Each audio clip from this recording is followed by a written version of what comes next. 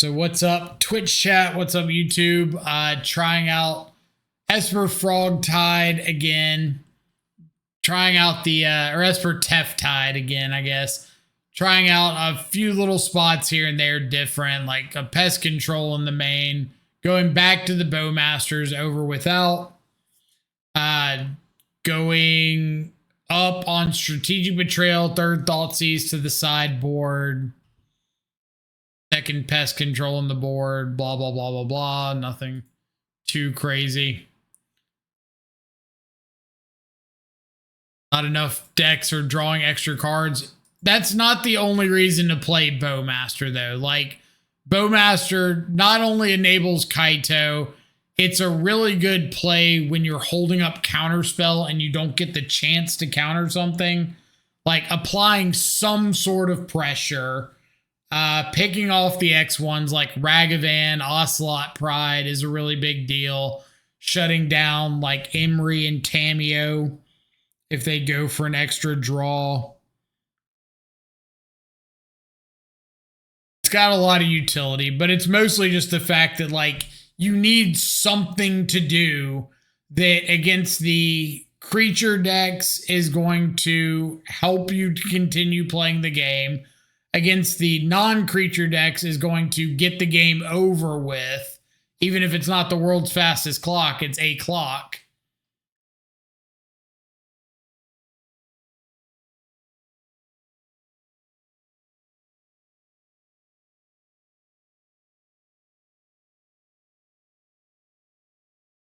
All right.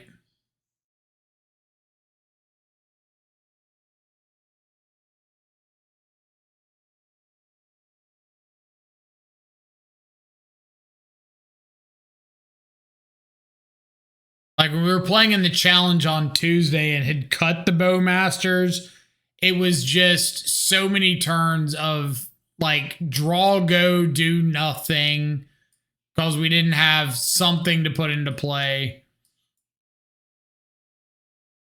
Which card are we talking on now? Bowmasters.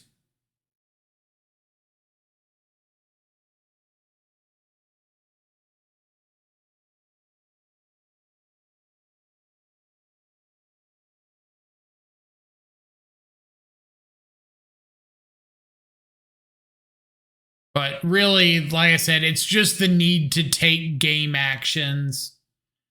When you're sitting back, like behind a Teferi or whatnot, just not doing anything. It's very rough.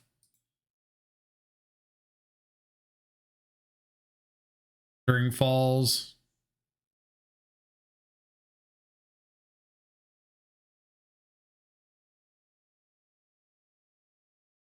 The good versus unfair decks, it's a clock. That's like the entire important part about the card is against the decks drawing cards, yeah, it triggers a bunch. Against the small creature decks or like Boros, the most popular deck in the format, it's killing off Ragavan and Ocelot Pride. But against the unfair decks, like it is power and toughness. It might not be a lot of power and toughness, but it is a non-zero amount of power and toughness. Like we just saw against Goryo's last round. I had Tamio on board for like 6-7 turns making clues. And that was great, but the game didn't end because I wasn't killing my opponent.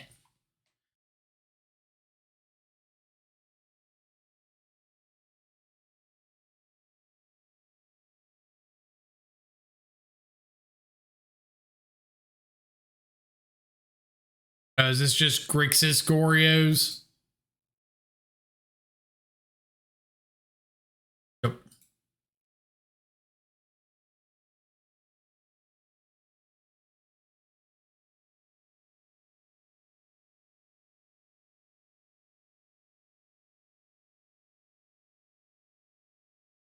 Yeah, we had some games on Monday where we got to like get to Fairy down, Bowman end of turn, and then untap and like Kaito. That was really nice.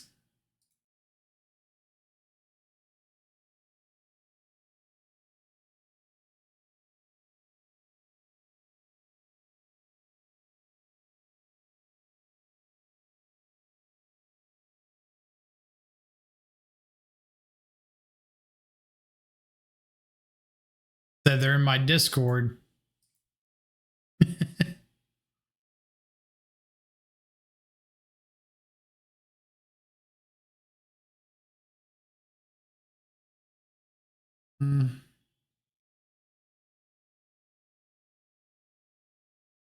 This is not just draw 2 yet.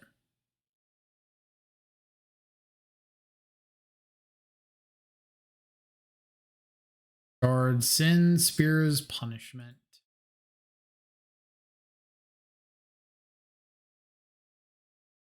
Okay.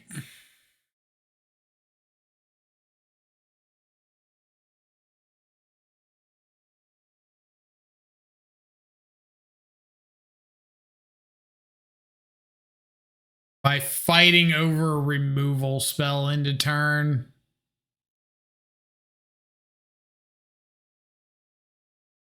Don't have to worry about that.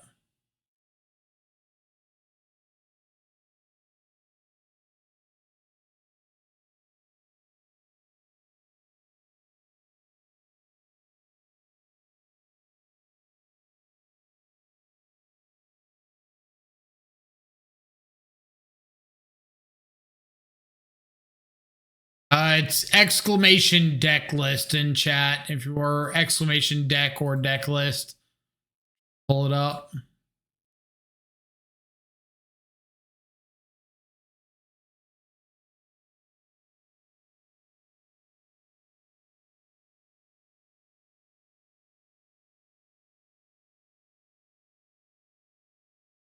OT Goryos.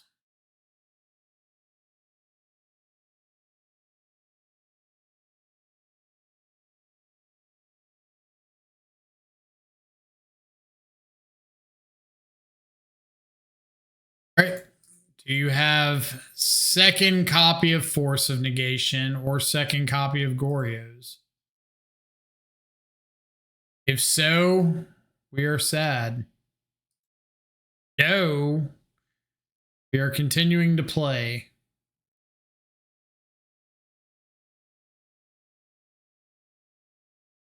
That also gets the job done.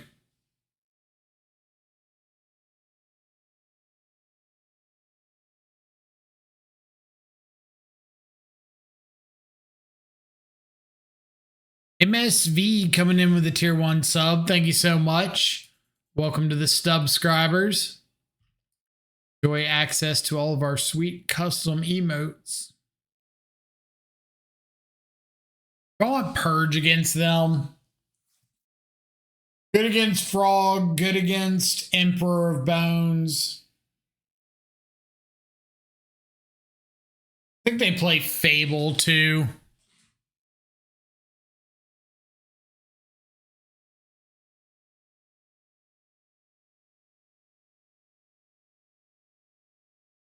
Petramos could also be solid.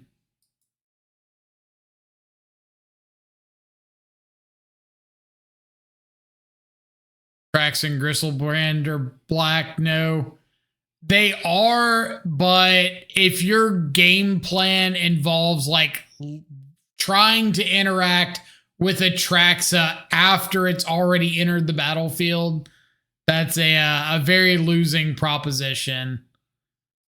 I would not try to make that part of the argument.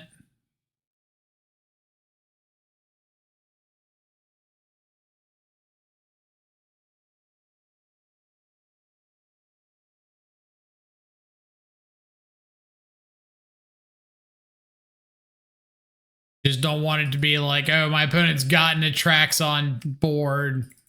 This removal spell kills it.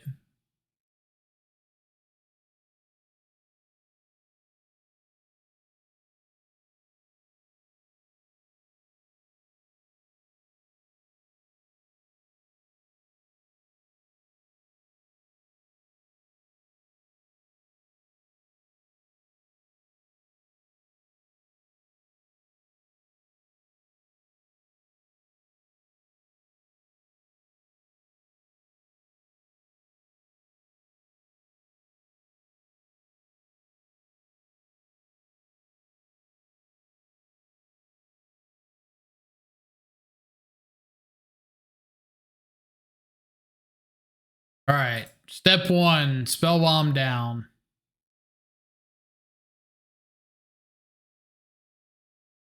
Oof.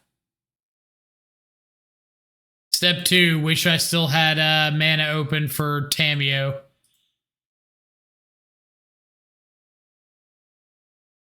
The joy of modern, right? Like you hold up the mana for the Tamiyo and they have the Thoughtseize for the spell bomb. You play out the spell bomb and they got the Tamiyo.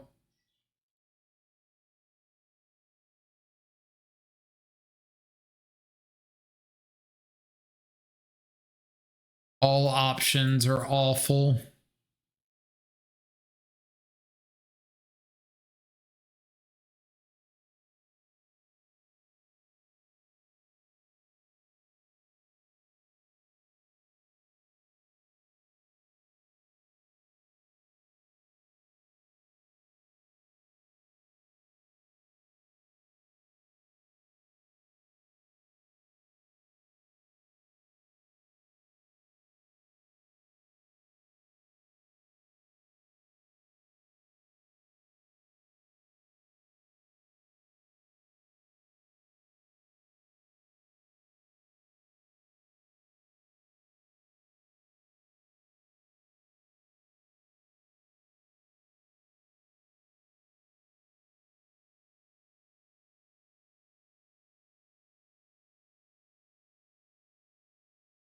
I guess on the bright side, if we can find a threat, we're not that afraid of flip Tamiyo.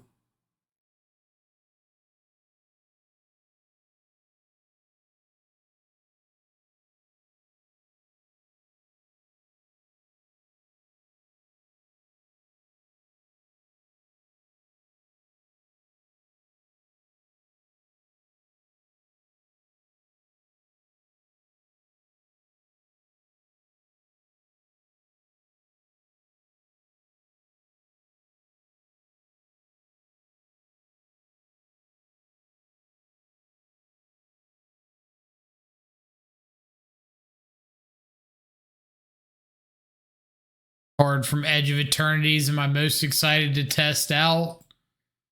Not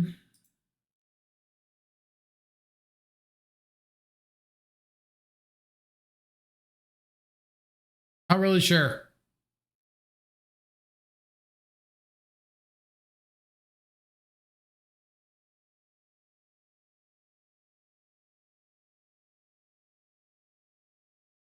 All right, well, if we don't find a way to interact with this Tamiyo, we're gonna be in some trouble.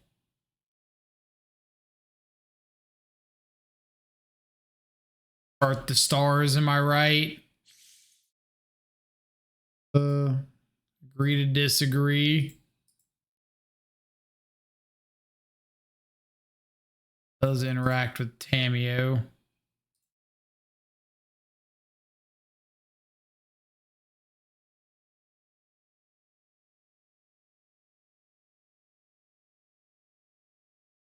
Most exciting interact, but does interact.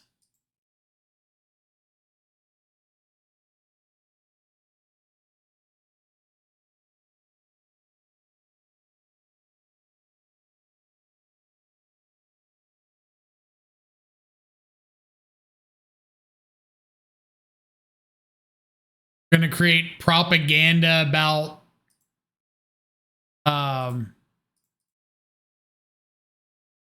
what's it called? Consult the star charts. All right. So I have to minus to fairy, get a couple extra cards to be able to attack into Tamiyo for enough power to not let them ult next turn.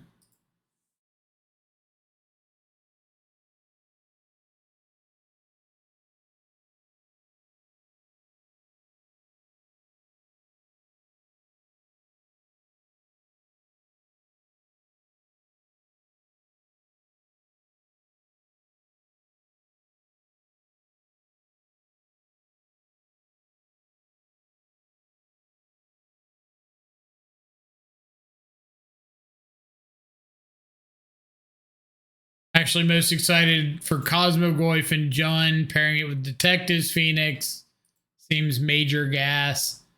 I mean, I agree, but the popular opinion on Detectives Phoenix so far seems to be, oh, if you're not playing it in your fair Sultide mid-range shell, what are you even doing with your life?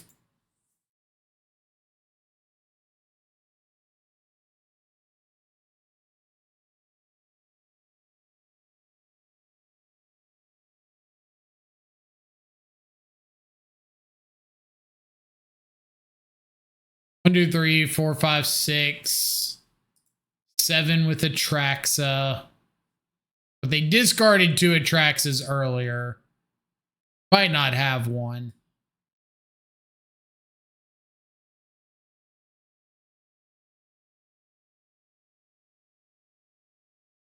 Fur of Bones has no targets that I care about.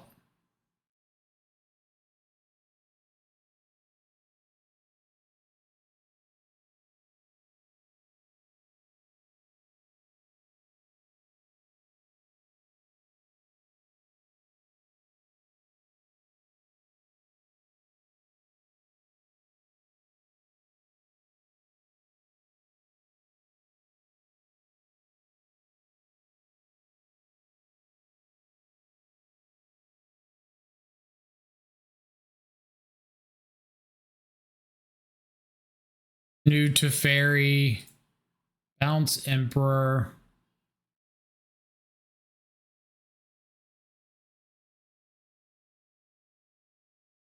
Find a counter spell.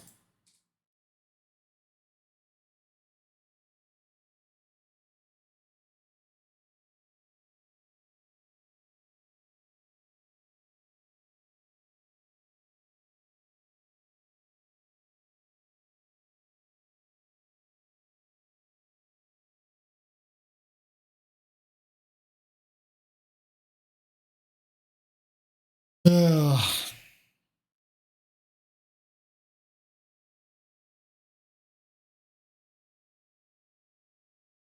Four, five, six.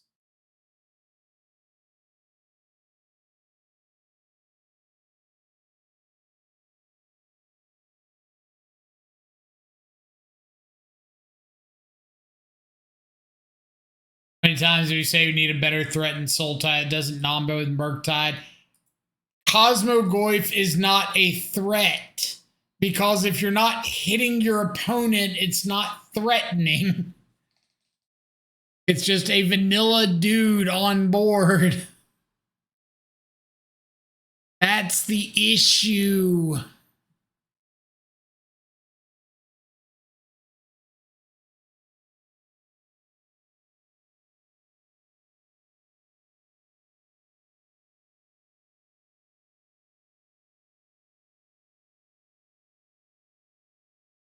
Do I have to force this?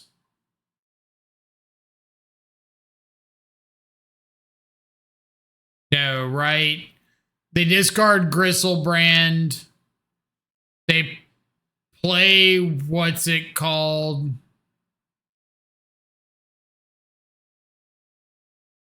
I should just force this.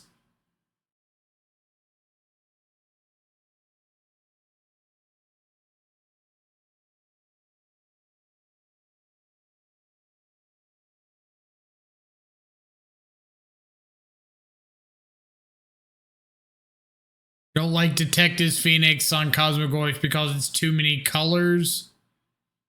So you're okay with Murktide and Cosmogoyf, double blue on top of the black green, versus Detectives Phoenix, single red, because the Detectives Phoenix is too many colors.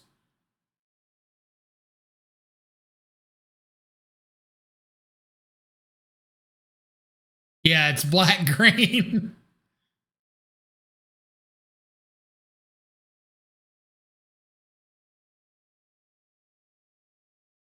Like black, green, red, too many colors. Black, green, double blue. Perfect.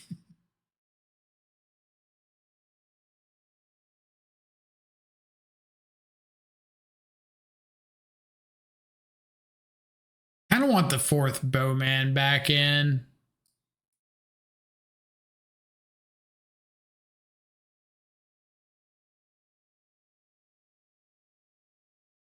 So what over though?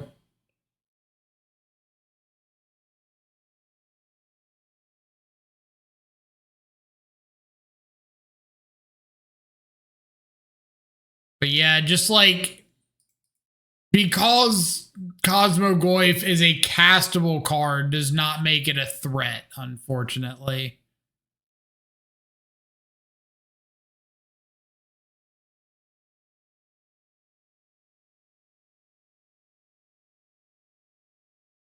Really off efficient big creatures, they don't have evasion, huh? Or some sort of board effect. Well, yeah, because they don't win. Hence, like, Shadow not seeing any play at the moment because it's a big, dumb, like, creature that requires a lot of setup, same way as Cosmogoyf. It relies on you doing all of these things that don't enable anything else in your deck to make it halfway viable. And even when you've jumped through all of those hoops, like, it's still not that good.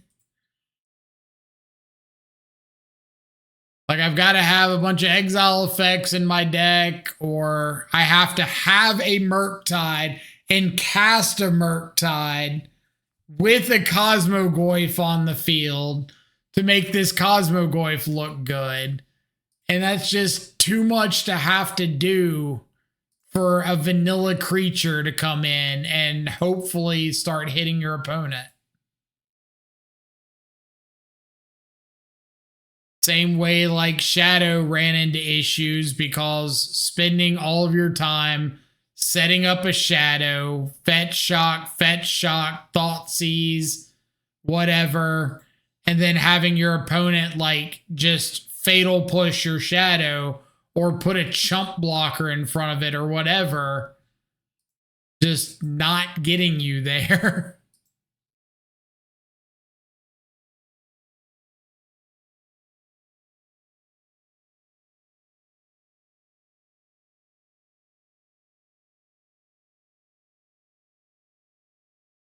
That's why I think if you are going to play Cosmogoyf, if you want to make Cosmogoyf work, I think it has to be with Detective's Phoenix.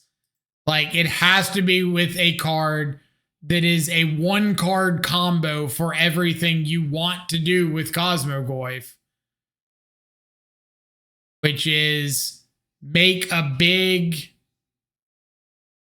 what this thing does. This like randomly puts a permanent in play, right? So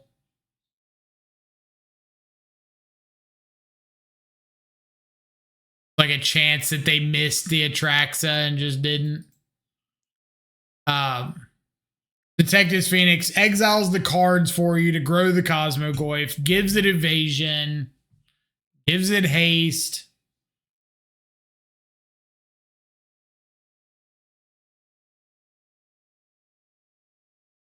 Dan, thank you so much for the follow. Hope you're having an awesome afternoon.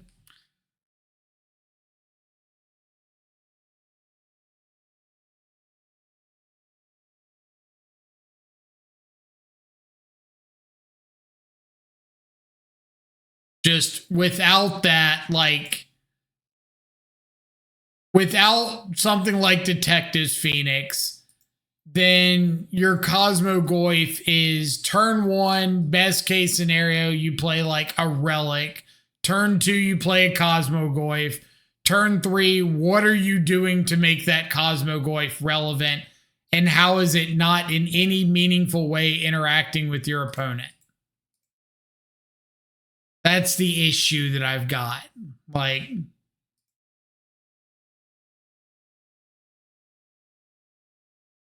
just nothing in there that is doing any meaningful anything in any way.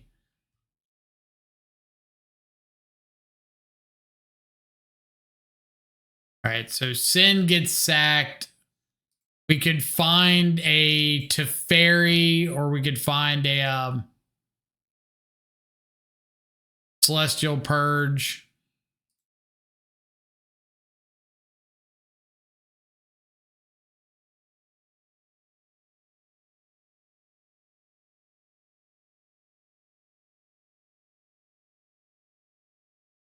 Of Goryos, apparently.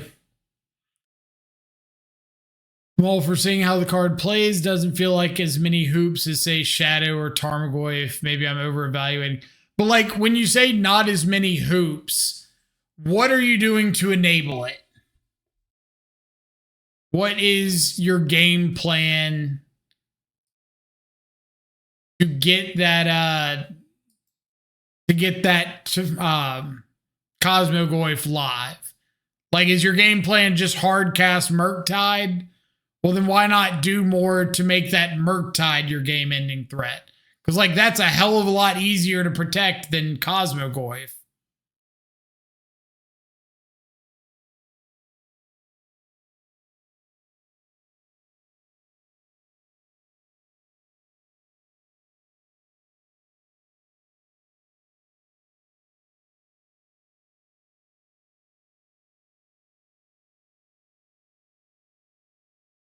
You have Teferi on top.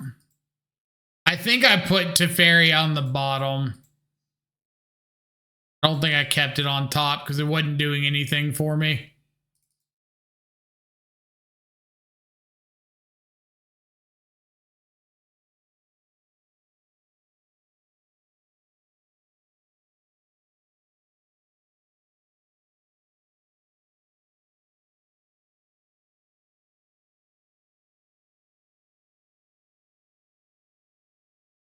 Abzan Samwise with Overlord.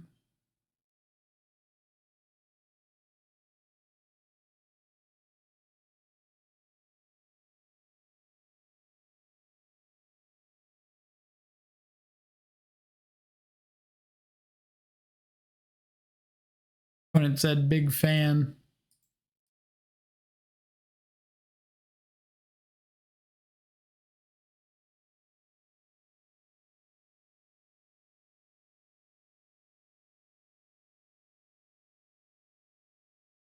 Play the black source to have push and shoot.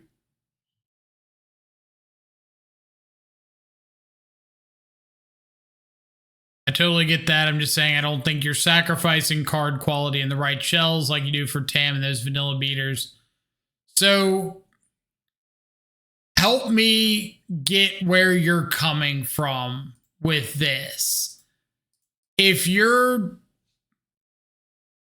casting this Cosmogoyf on 2, and let's say you don't have a Murktide. I know, crazy, hard to even fathom ever having a hand without a Murktide or without a frog. Cosmogoyf is your threat.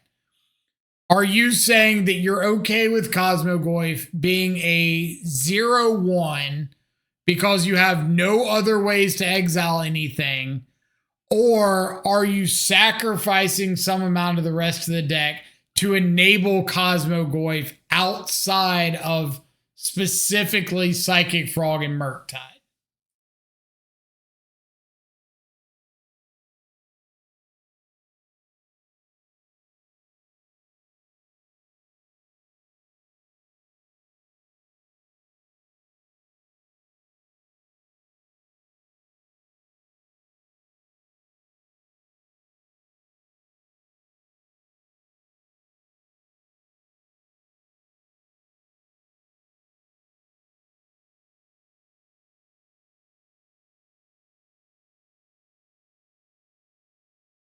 About force and evoke creatures. All right, let's assume you cast both of them, and now your Cosmogoyf is a 2/3. Is that worth it?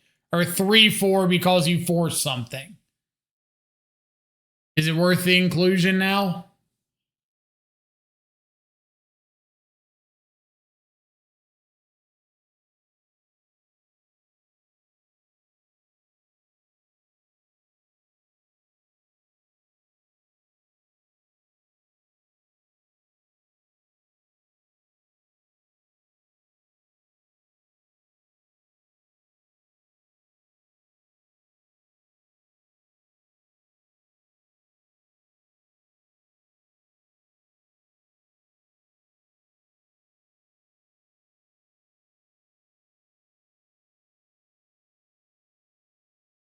3-4 till I find a dragon isn't that bad. It's pretty bad. But let's assume that it's not, and it's okay. That's, you force something and you subtletyed something, and your payoff is a 2-3 vanilla creature, 3-4 vanilla creature, instead of like a Tameo in that spot. I feel like Tameo would just be significantly better when we're talking about, all right, I've got the way cleared out, and instead of drawing more cards or like threatening a win with a Tameo ult, I've got a 3-4 vanilla creature. I'm hoping to buy time.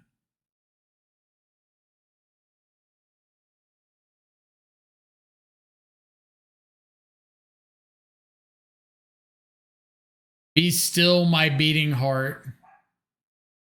As a dark confidant in 2025.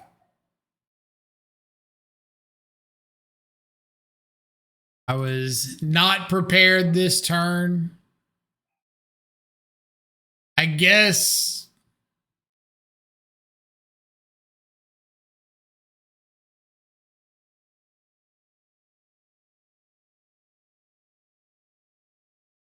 right, so it doesn't matter all that much. Preordain.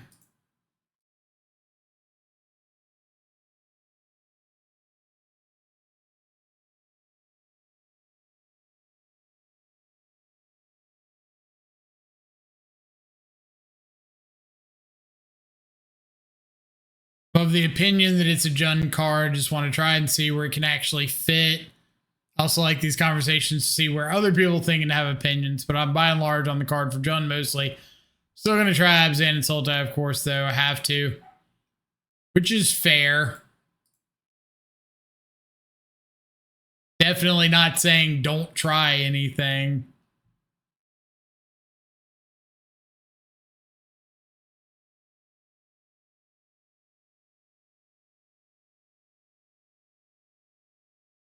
I'm going to fly this frog. Want another card.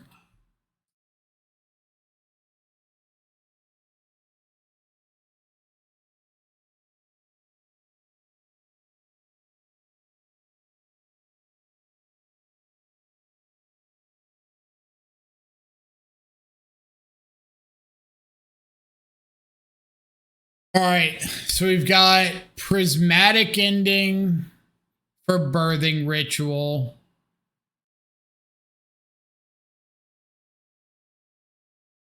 F bounce on the Overlord.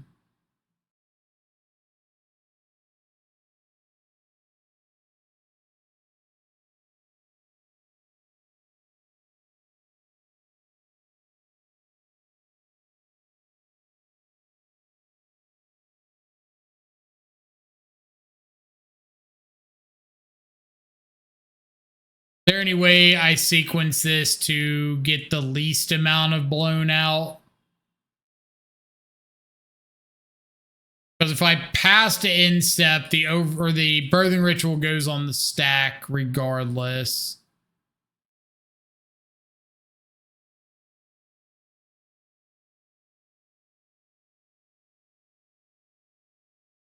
Fair enough.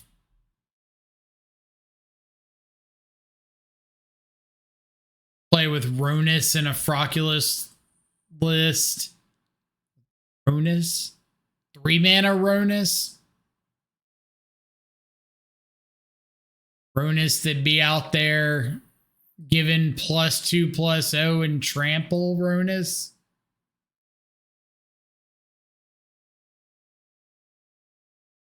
That the Ronus to which thou refers?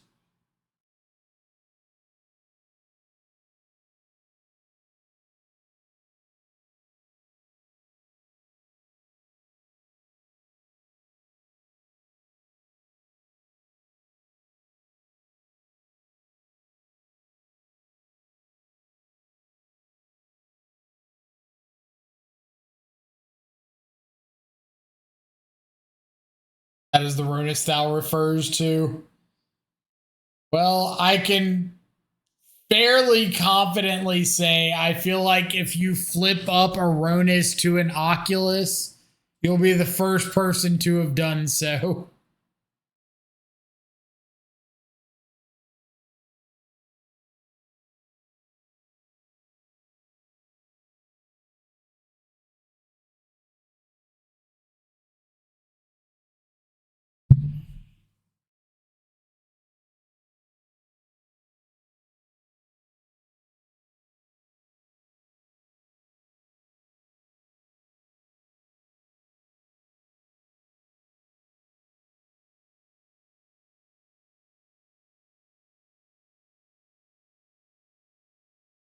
The goosen is loosen.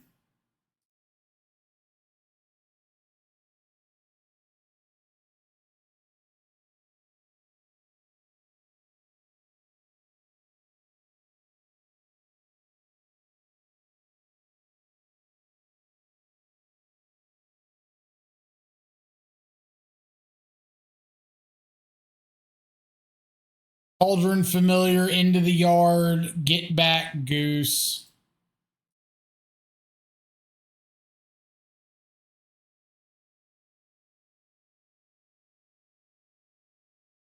Frog.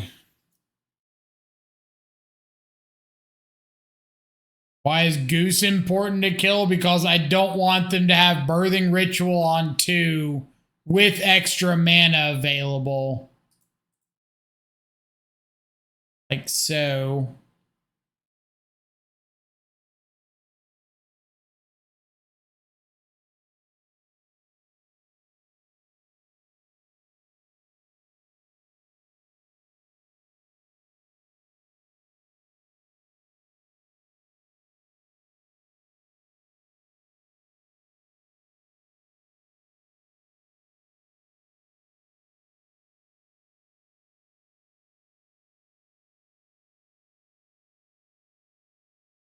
Like, this could have been on turn 2 if that Overlord weren't there.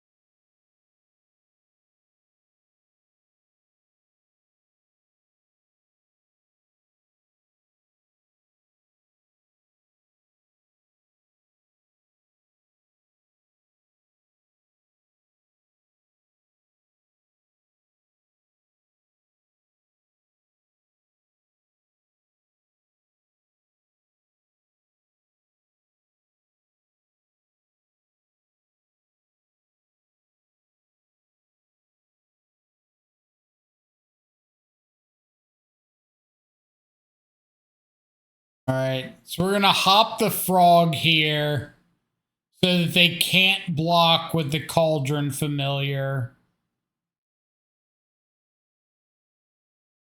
You sneak in the block with the goose. So we get to kill off a goose, prismatic ending, the Cauldron Familiar. Hold up, counterspell.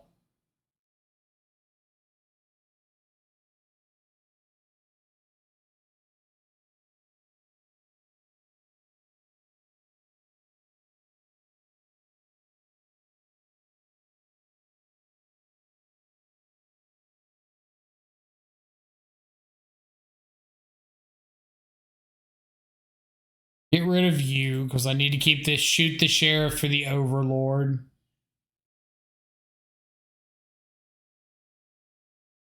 All right.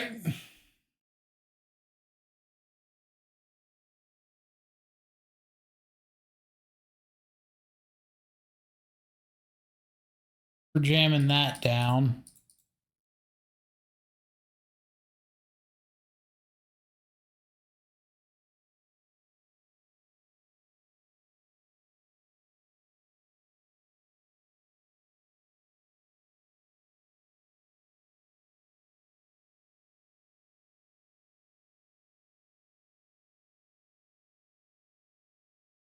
My biggest issue with Phoenix is mostly how are you filling the graveyard? It would have to be like Grizzly, Salvage, Malevolent, Rumble style cards. A Cord. Just Cord for another Overlord. Disgusting.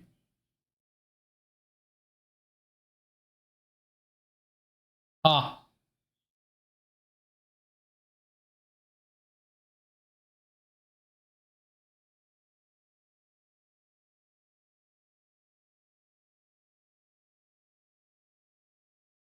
Samwise Gamgee.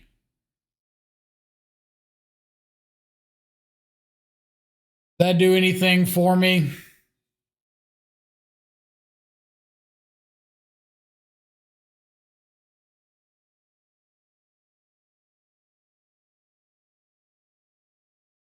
Let's say I attack in with Murktide.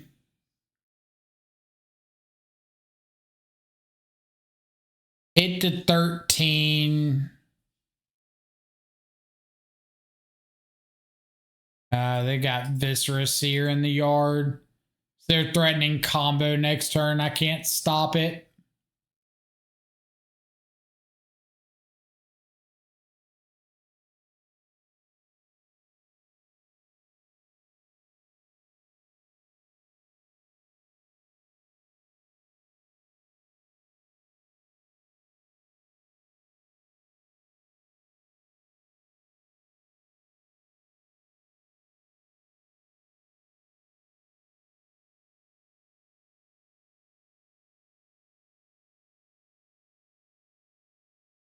Wonder if I'm supposed to just bring in Ketchermos here.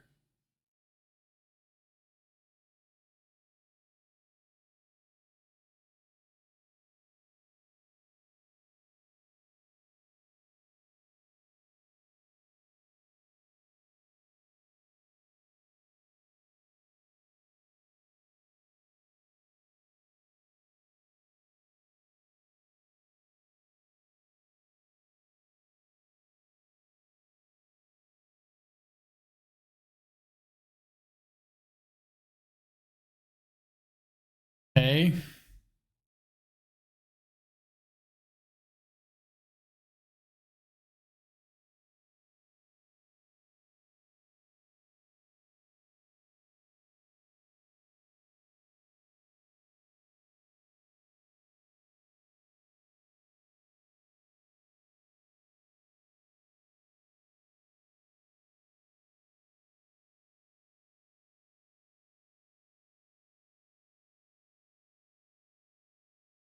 That's unfortunate.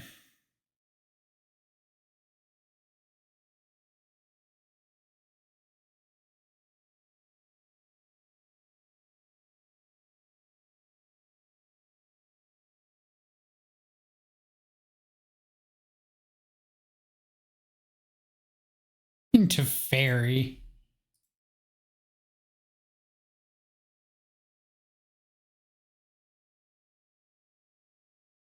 A little bit surprised at taking to Fairy there.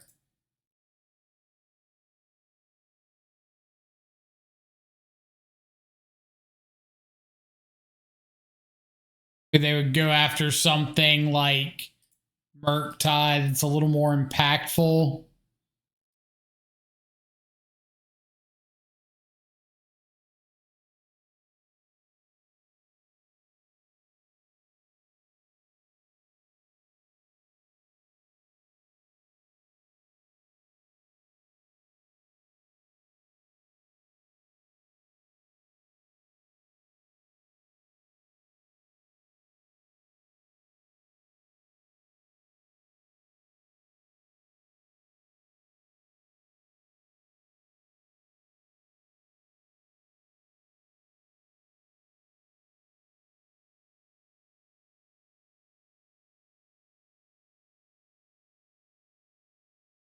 Abrupt Decay.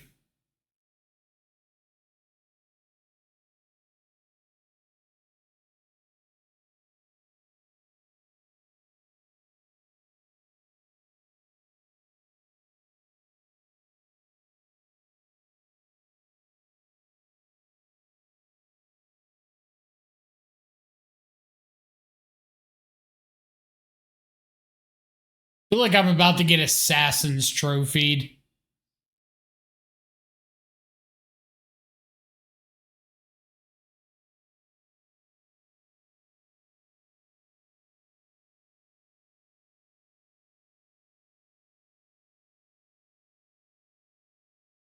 Abrupt Decay does cleanly answer Trespasser unless your opponent chooses to discard the Cauldron Familiar, which they did. So could have cleanly answered Graveyard Trespasser. Probably like not that big of a deal for them to have Cauldron Familiar in the yard. If they just hit a fetch land with that Samwise, they could have gotten Dryad Arbor and gotten it back.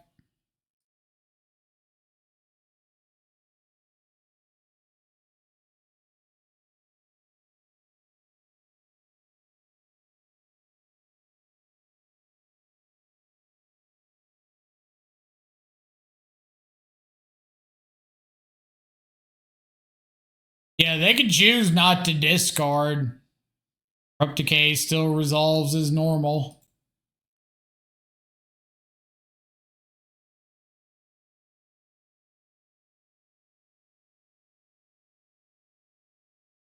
I don't know Samwise well enough. I don't know if there was an avenue to like have the cat in the yard, find a fetch, Samwise, fetch up a Dryad,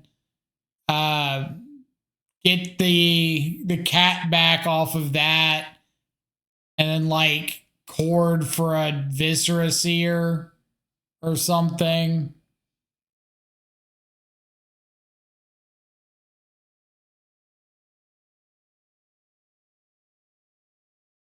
Sounds like it maybe could have had a chance.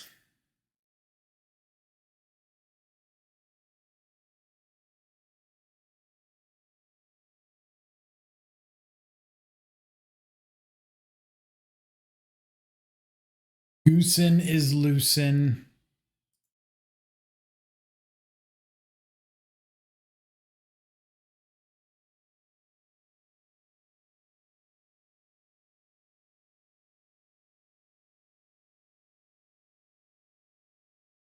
It is sitting on a Court of Calling.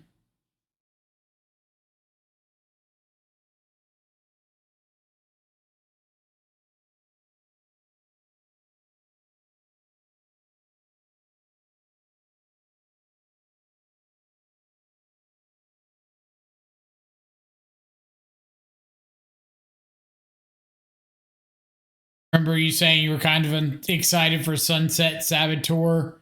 That's the warp dude, right?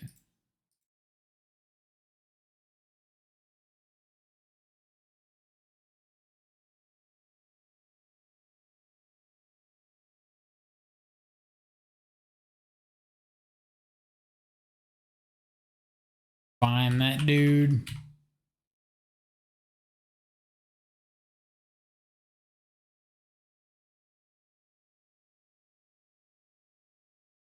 No, that's the Menace.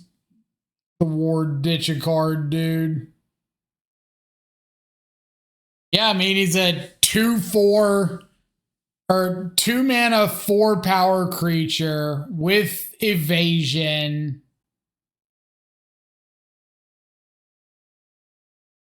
The drawback against a lot of decks in Modern isn't that big, especially when you're in black already and all of your removal doesn't care how big your opponent's creature is. So this is Saboteur. Evasion in the form of Menace. Ward, discard a card. So card advantage with evasion. 2 mana, 4 power body. So he's like closing out the game fairly quickly. And he attacks and you put a 1/1 counter on something your opponent controls. So if it's something you're like already planning on killing, just put a counter on it and kill it.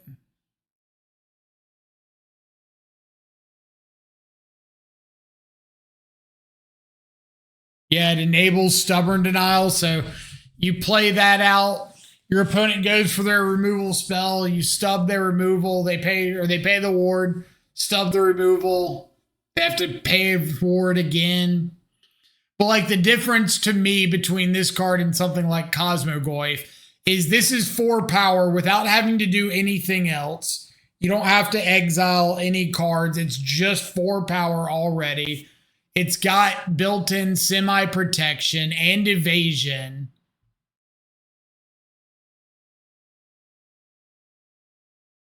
That's some keywords going for it.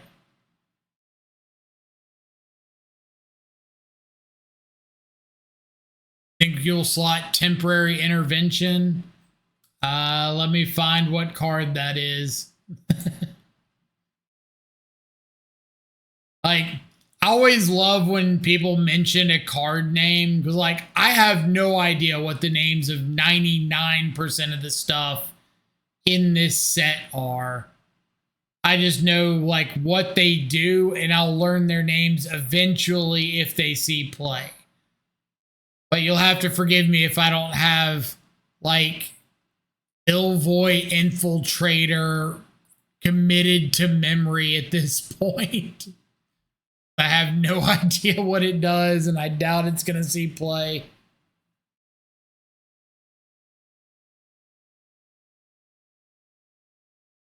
Mistaken coming in with a raid.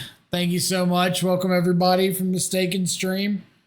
We're in the middle of a Esper T3fTide league. I think we're currently 1-1. Lost to Grixis Goryo's round 1, beat Sam combo round 2. And I'm trying to find some card that just got mentioned. Ban Harbinger. I'm down to 1 copy in my sideboard of Esper. I don't know what more you expect me to do.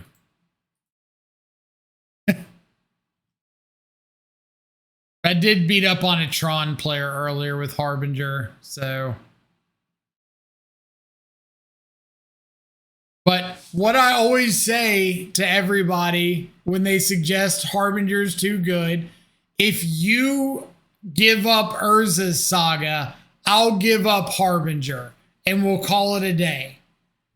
I'm willing to have Harbinger banned if I can also hit the thing that Harbinger is supposed to be dealing with. So 2 and a black, void. The spell costs 2 less to cast if a non-land permanent left the battlefield this turn, or a spell was warped this turn. Target opponent reveals their hand. You choose a non-land card from it. That player discards that card. I don't think so, because I think there's a 2 mana option with Cycle that's just like better as a late game top deck.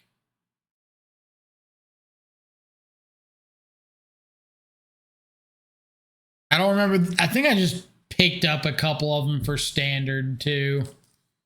Name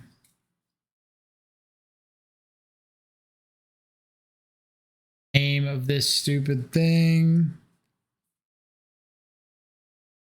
Intimidation Tactics. Well, that hits artifact or creature and it's exiled, but it has cycling. Yeah, I think temporary intervention's like the 5th or 6th best hand disruption spell. So I think you're a ways away from that one. Is Riddler playable? The like big Sphinx dude, this dude. It's probably pretty good in like all the blink shells. I would have to assume. Ooh. Hollow one, you say?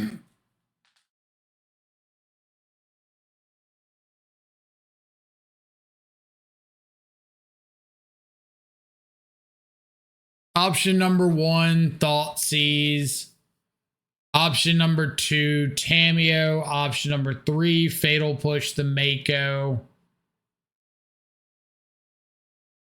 Going Thoughtseize.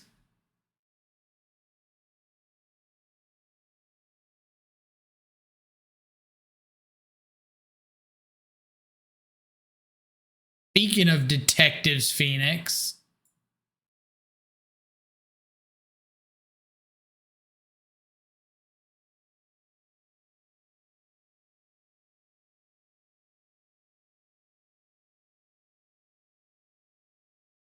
All right, so we're going to put a counter on the Mako for this, but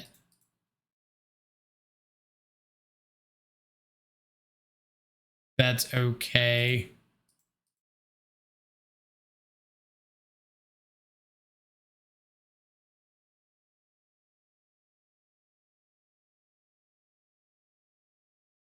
Basically every like hand disruption spell is kind of cool and standard, right? All right, it's Thoughtseize again. A bunch of damage, blah, blah, blah.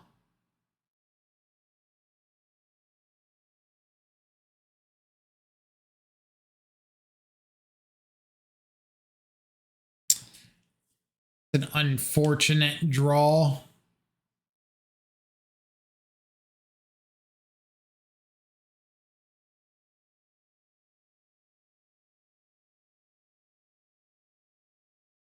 I'm going to take the Phoenix here. And if opponent goes for like end of turn, cycle the hollow one, I'm probably going to Fatal Push the Mako in response.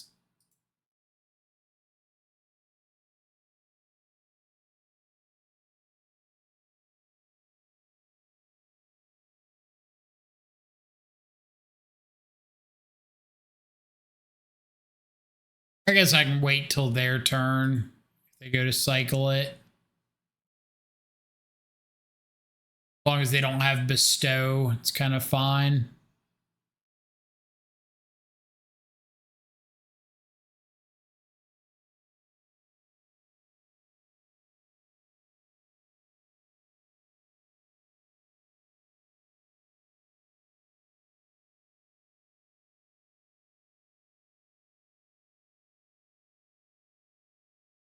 Got Hollow One and a Bolt.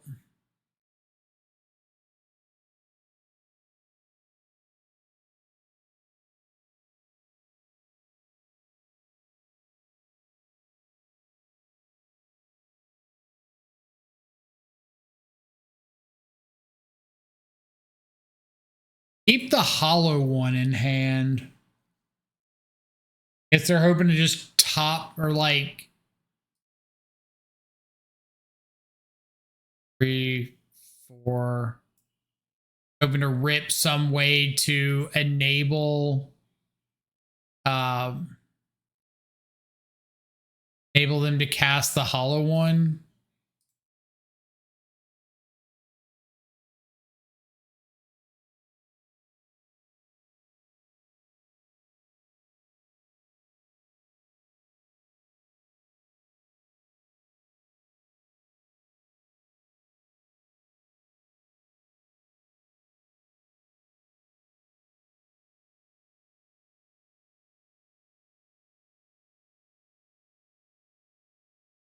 I'm going to piss off, play some Daisy, a game I'm actually good at. Teach you the ways of apocalyptic survival if you're ever interested. Is that what the game's about? Play Murktide here.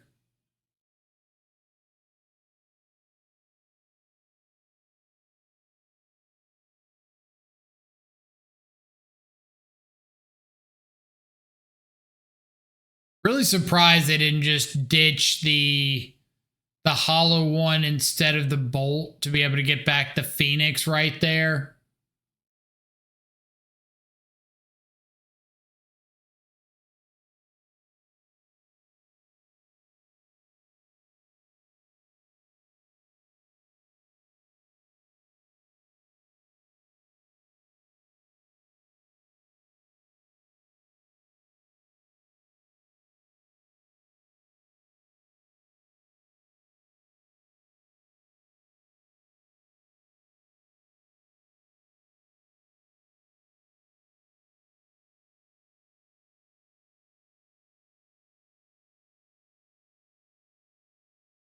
Let me get an island. Please.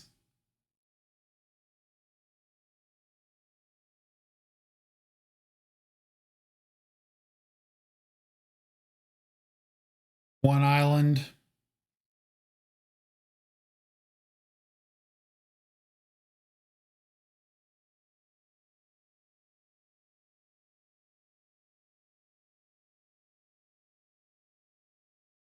It doesn't want me getting an island. Island too strong. Island lets you cast Harbinger of the Seas, apparently.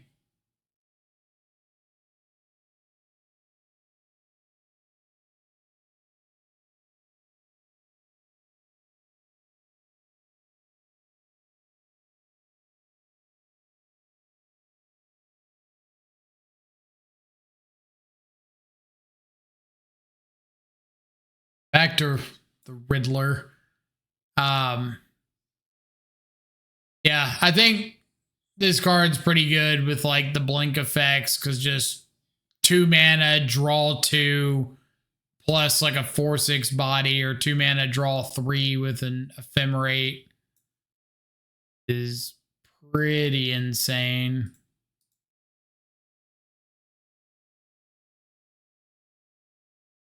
I'm gonna bluff having another fatal push.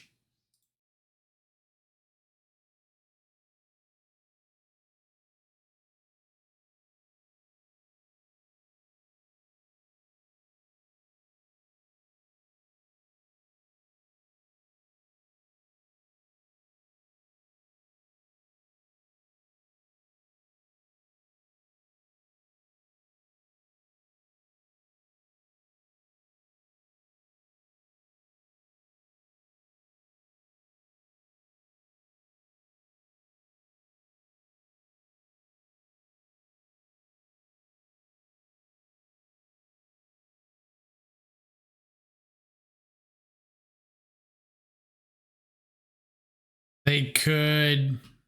They're short of getting back Phoenix unless they cycle the Hollow One in hand. They could get back Nethergoyf, but they'd have to give up like their entire yard to do so. Enchantment, creature, instant, land.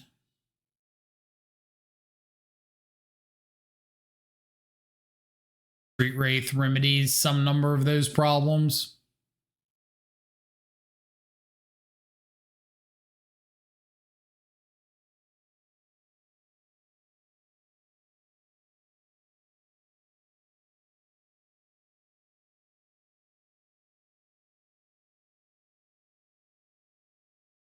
The one is cycled. They have another Hollow One in hand.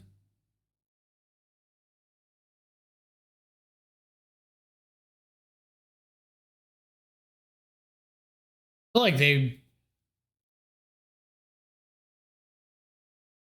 Yeah, Hollow Ones. Oh god. Fine. Not fine for me, but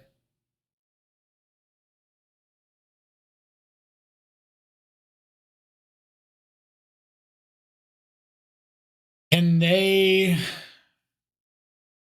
Phoenix twice? Get rid of Street Wraith, Mako, Hollow One, something. Yeah.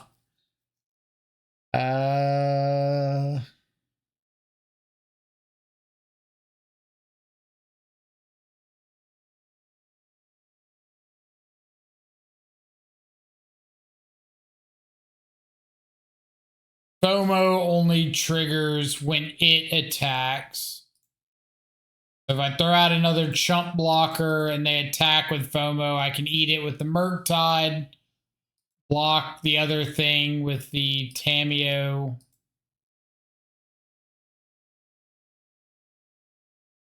Take some damage, but not die.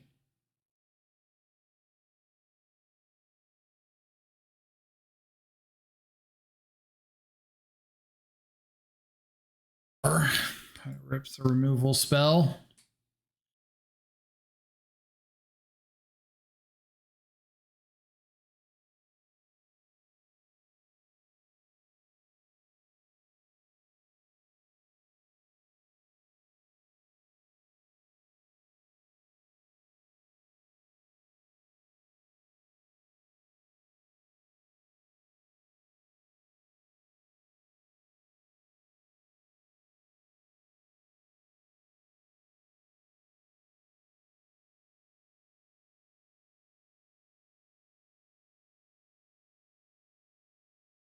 That seems not right.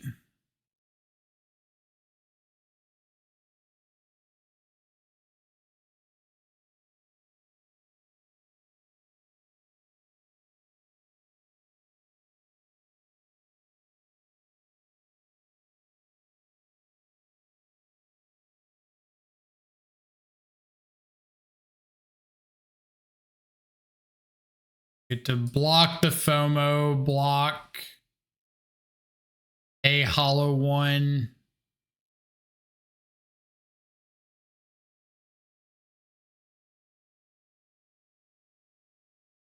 Block both of them.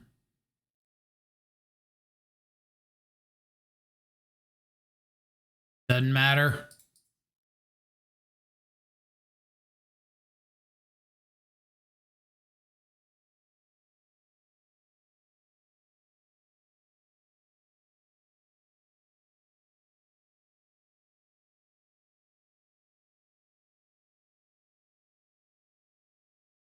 Trade off with a hollow one. Hope to hit something. Not that.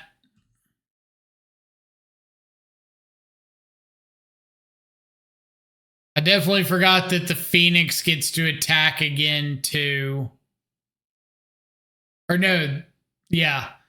Forgot that the Phoenix would be like untapped and get to attack as well. That's kind of rough.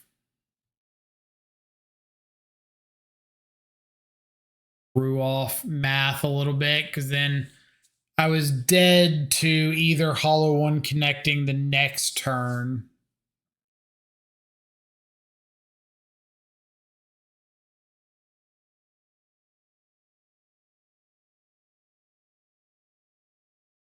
Saw FOMO.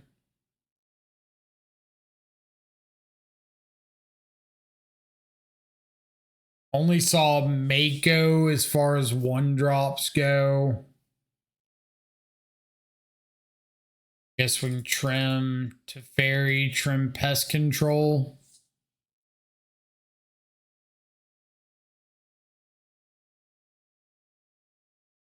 Oh yeah, Nethergoyf. But I got strategic betrayals in, so that hopefully will help some against Nethergoyf.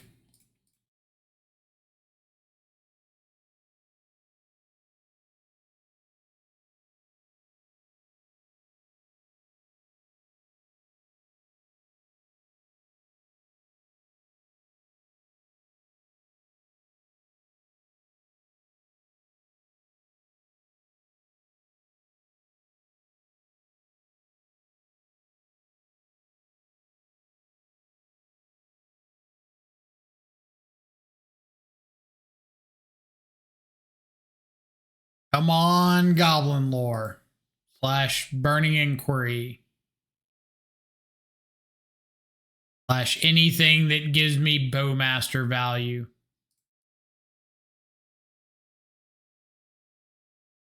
So that counts. I took out like all of my white just about, so I think I'm going to be a little life total conservative here.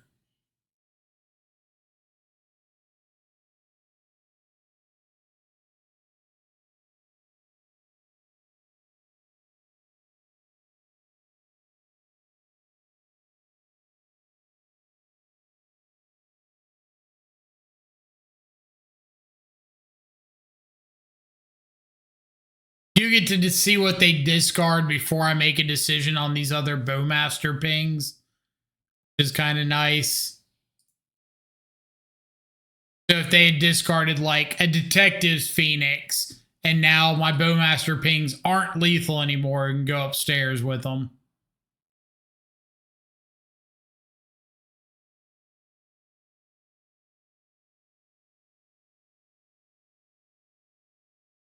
Also, who was it saying that nobody drew cards in Modern anymore?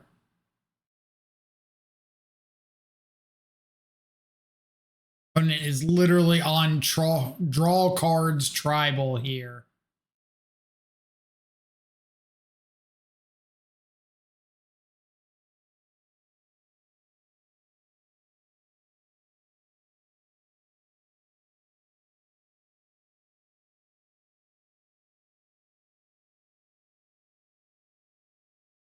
We are on get out of here, tribal.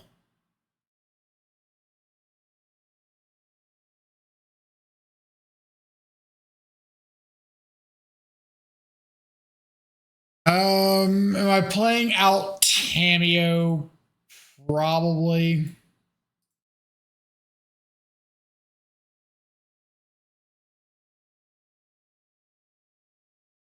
I wouldn't mind being able to rebuy a preordain. Saving a bowmaster in case they're trying to set up a burning inquiry.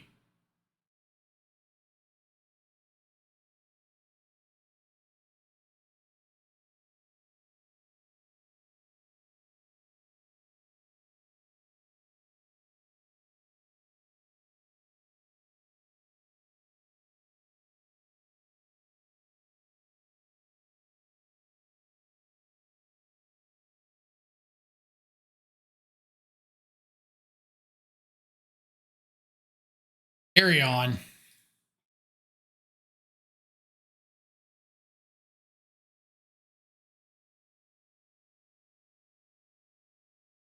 Goblin lore. Dang it. The FOMO is fine. Potentially.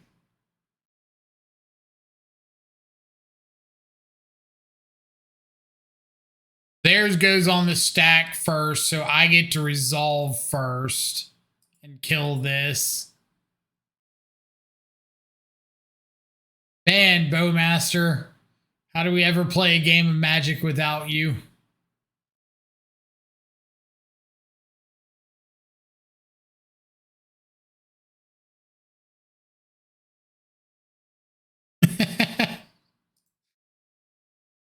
Oh, Bowmaster.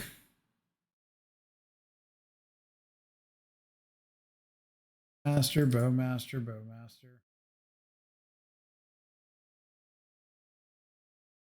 On the draw, Tamio feels a little bit worse.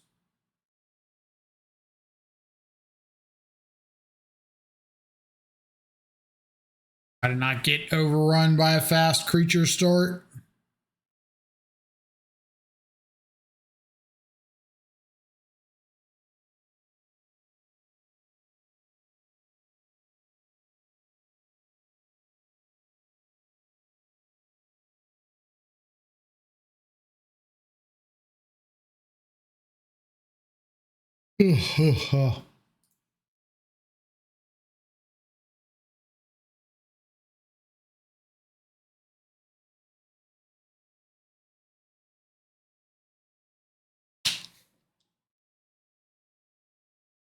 Usually every time I run into Hollow One, they've got like 4 Leyline of the Voids out of the sideboard. And that's just their entire post board plan is find Leyline. Obviously, that plan's a little more effective into Oculus than into traditional, but I guess by all technicalities, it's a plan, so it's got to count for something.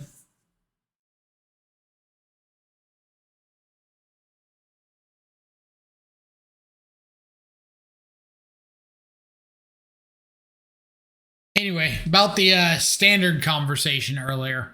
I don't know if anybody else is really jumping like gung-ho into standard when the new RCQ season starts, but I'm contemplating the idea of playing standard on the channel on Wednesdays, since if Moto ever has downtime, it's on Wednesday, so it's kind of like, it's kind of free to do it on Wednesdays.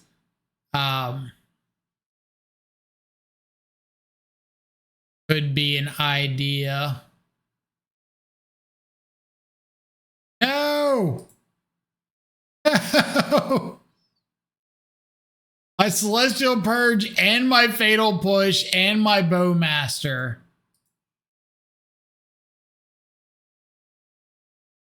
Absolute heathen.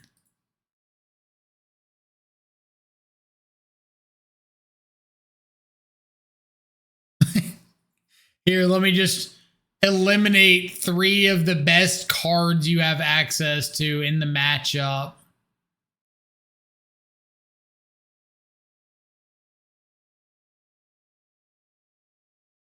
Take this.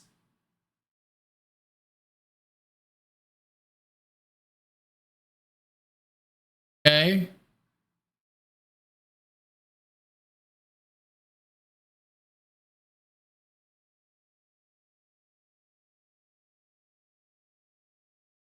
Well, if we get to untap and strategic betrayal, this looks pretty good, right?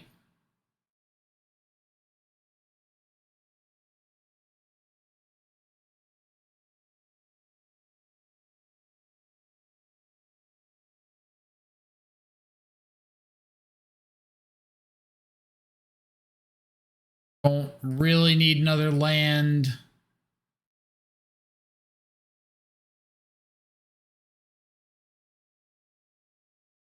Boop. Dude, this strategic betrayal card has been pretty hot.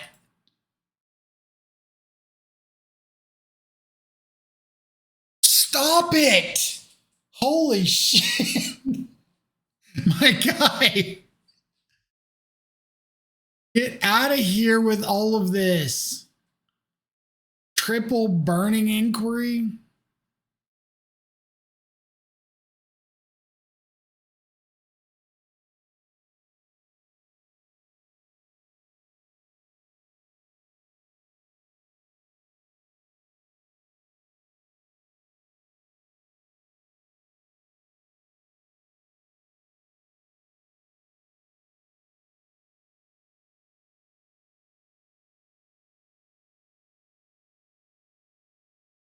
Sure. If they spend their next turn getting back this Nethergoyf, it's getting pending like nobody's business.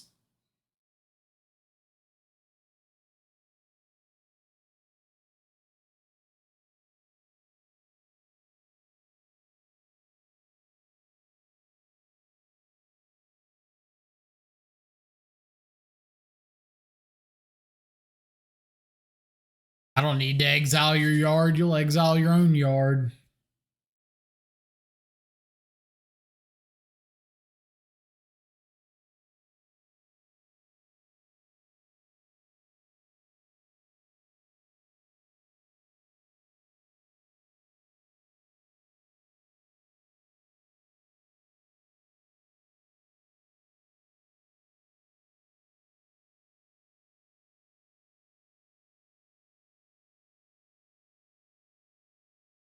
Nope.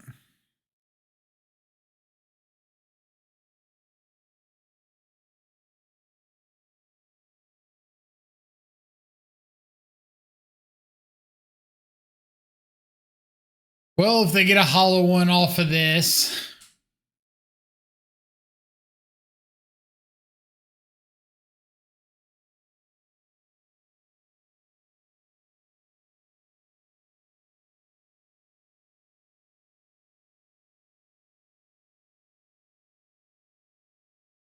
Bottom you. Top you. Play. Go.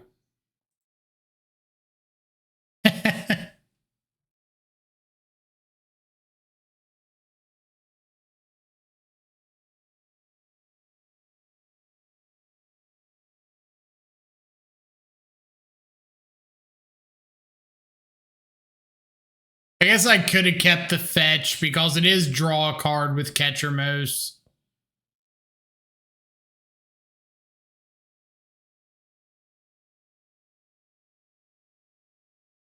Lifelink work the way I think it does with Catchermose.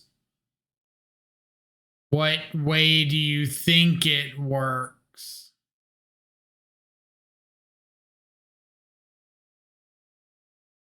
I don't think there's anything special with Lifelink and Catchermose.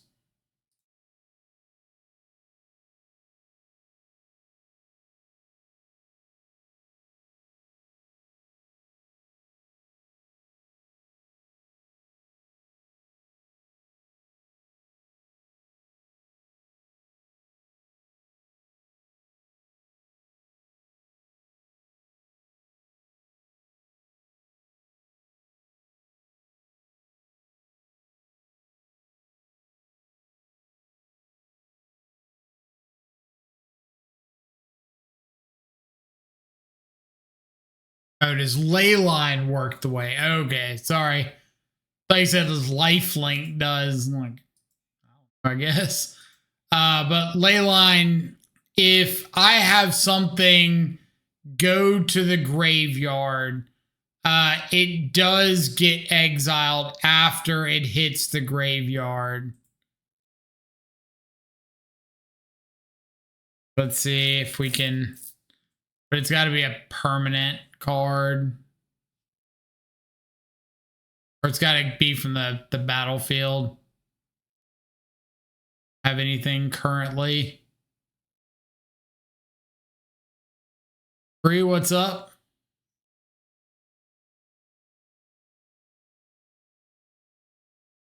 Blade, what's up? Thank you so much for the follow. You're having an awesome afternoon.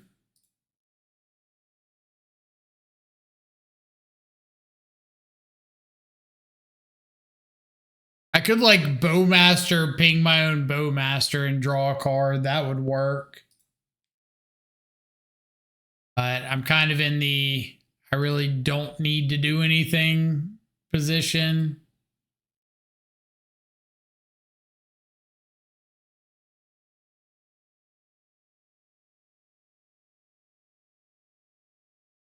Would kind of need to find some way to get Ketchermos off the board, and I can't really imagine they have much.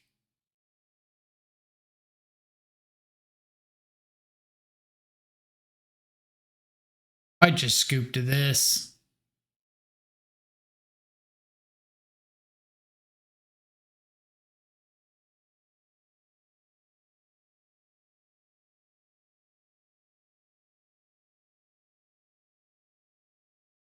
Ooh.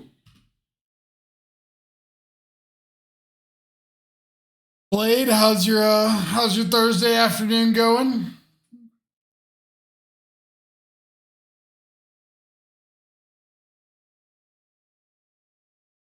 Hopefully Phoenix isn't too hungover.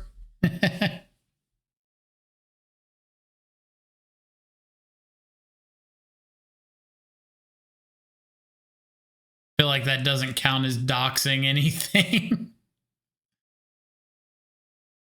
I can't be complaining too much.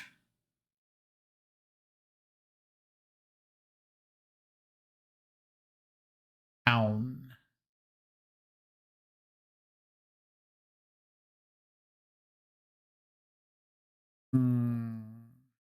Slow hand on the draw.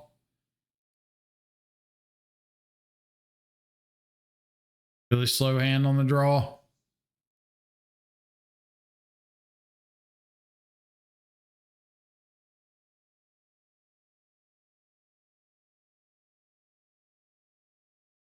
I'm going to go Verge Pass. If they're a frog deck, I kind of like holding up the Scolding here.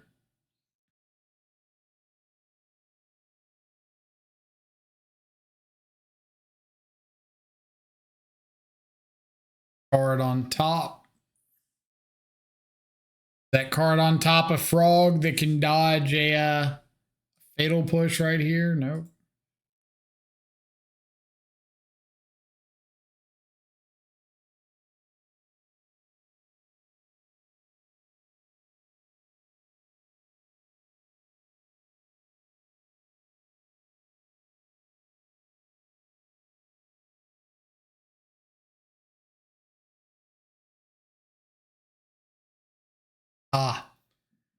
Grixis.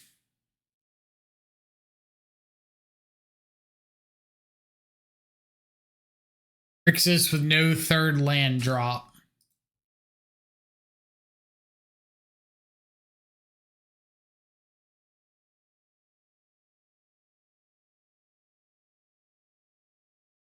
Much as I love Frog, I think just like hitting more land drops here is a little more important.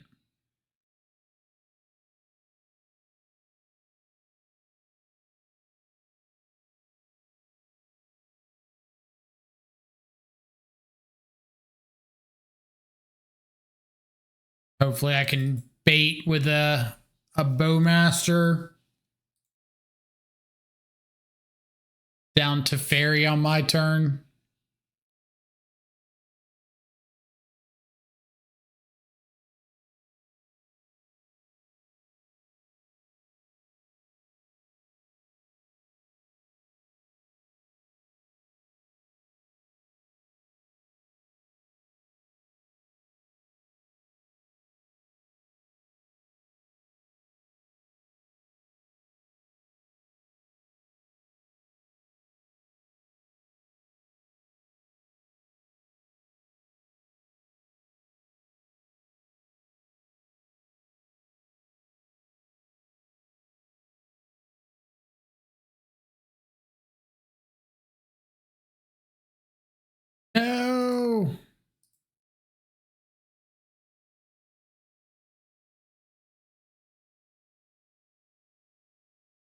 Bowmaster mirrors. Modern is healing. Well, talking about no draw cards in Modern, yet here we are in a Bowmaster mirror.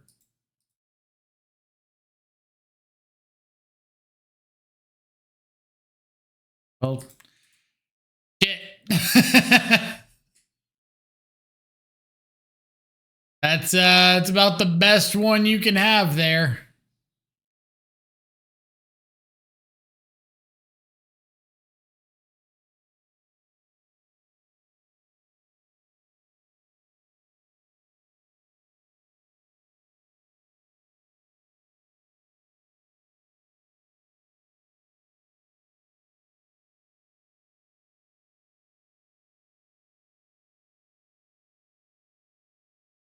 What is my play to get out of this?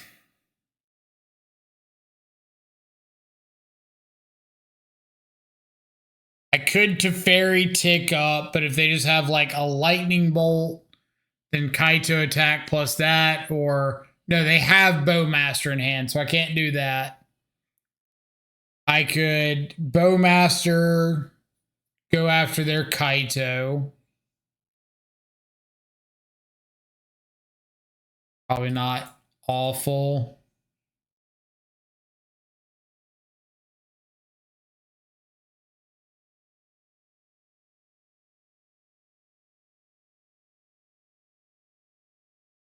Maybe we catch them like main phasing, Bowmaster.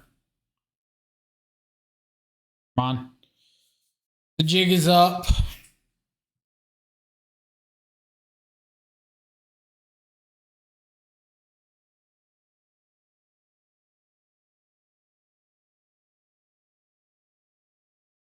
Counterspell.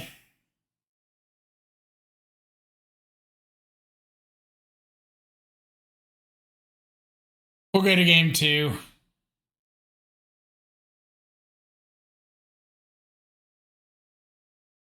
Fun, what's, I don't know how you describe it. It's like the variance of Modern where it's just like, hey, opponent had the same number of Bowmasters. We both got stuck on 3 lands. They had the 1 mana interactive piece and I didn't. So, GG's.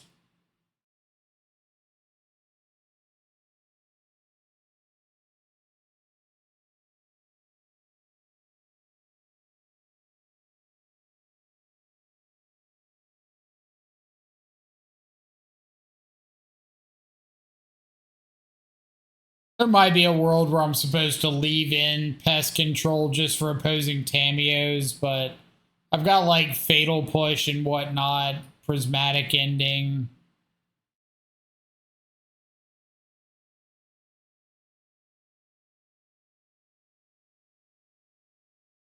I don't think I'm just like completely SOL to it.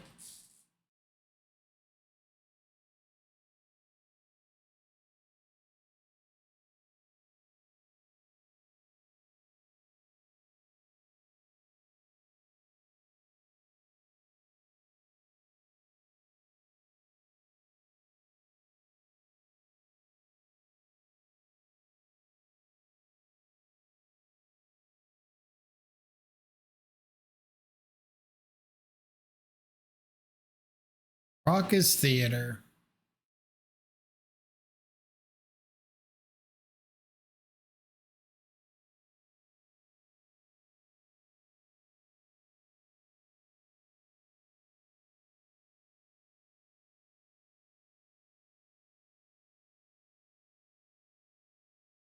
If I were a betting man, Flame of Anor into the yard on turn 1 would make me believe that they don't have a 3rd land.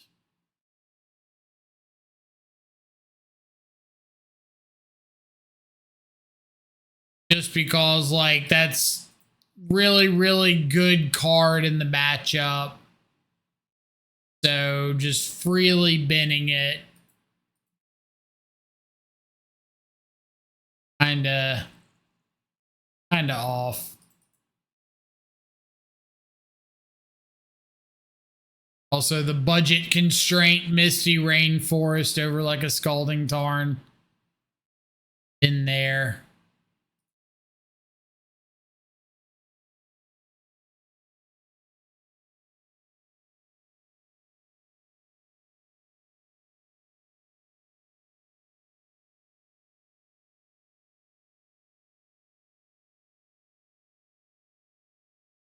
And it said they enjoy my videos. We're going to go ahead and jam down this Trespasser. I'm going to get the second black source here.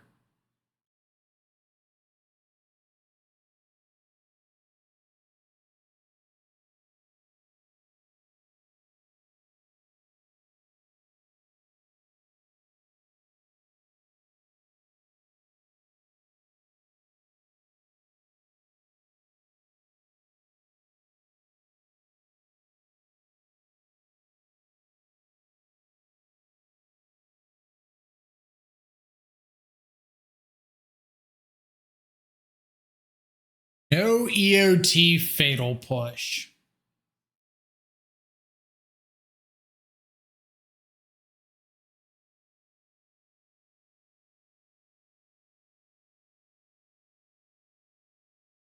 You have a lightning bolt. Okay.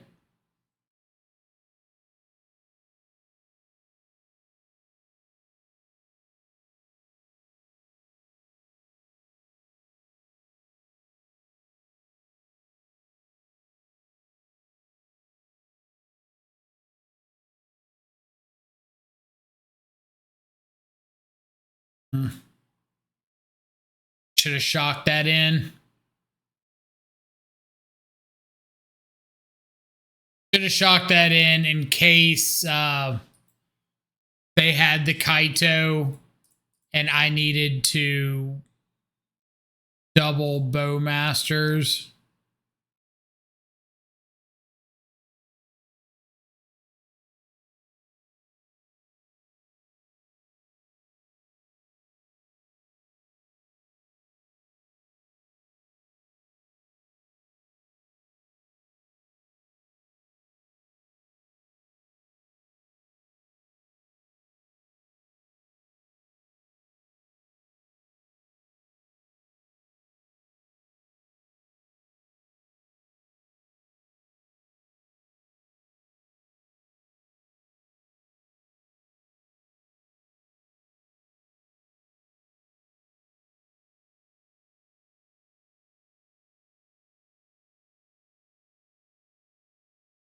Oh, okay.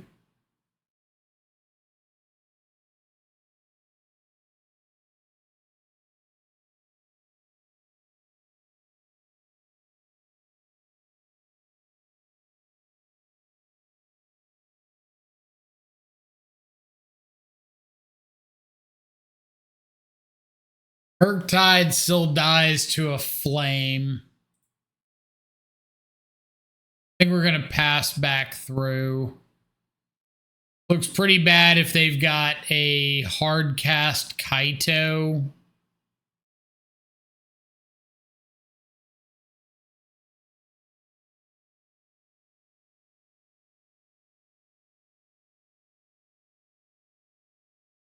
Yep.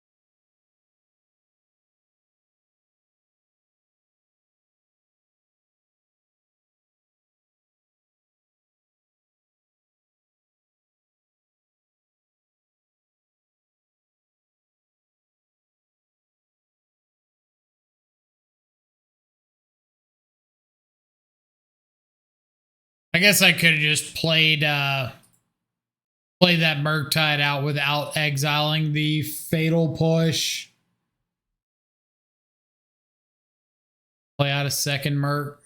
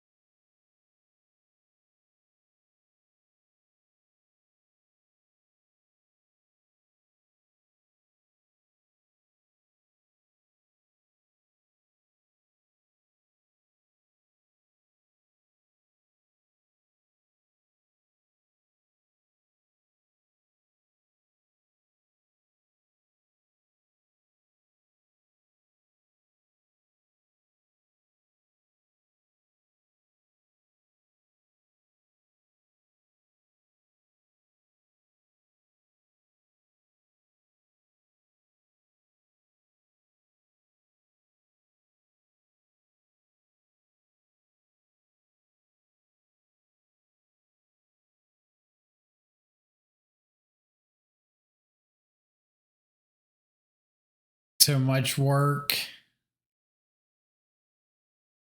Blanking attacks and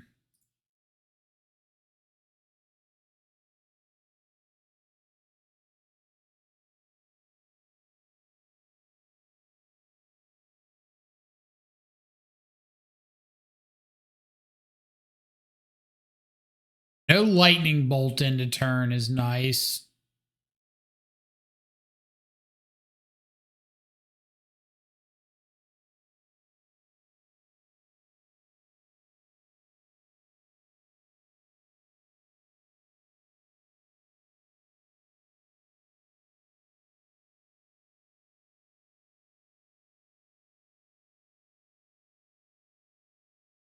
This is the sign for Kaito's not long for this world. Might as well get the last inkling of value out of it.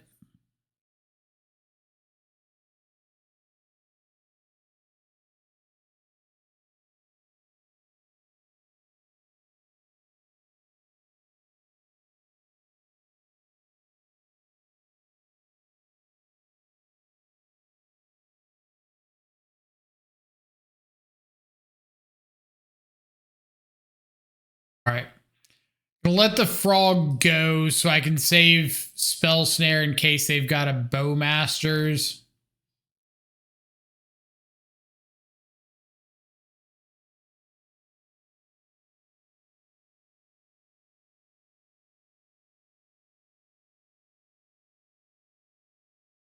That would be pretty god tier if it resolves here.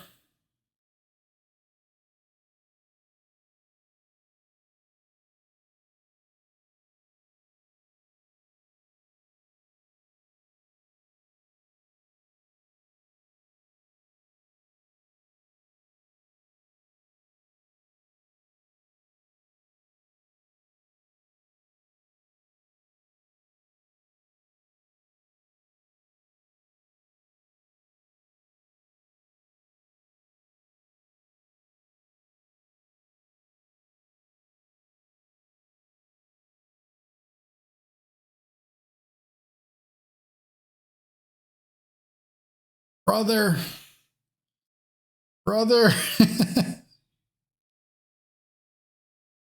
All right, well, I still at least get to tack down Kaito.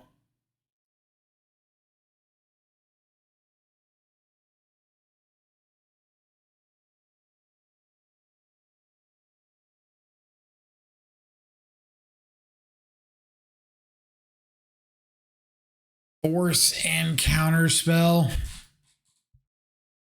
So if I had gone for prismatic ending for 3 on the frog, they still would have had force, counterspell.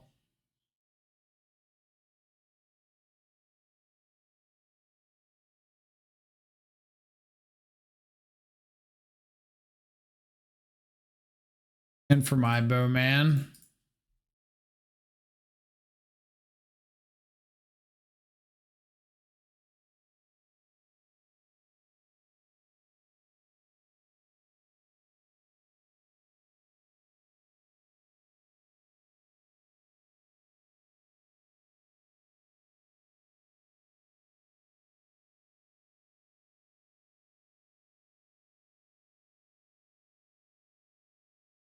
Do this for 3 instead of 2 in case they have another spell snare.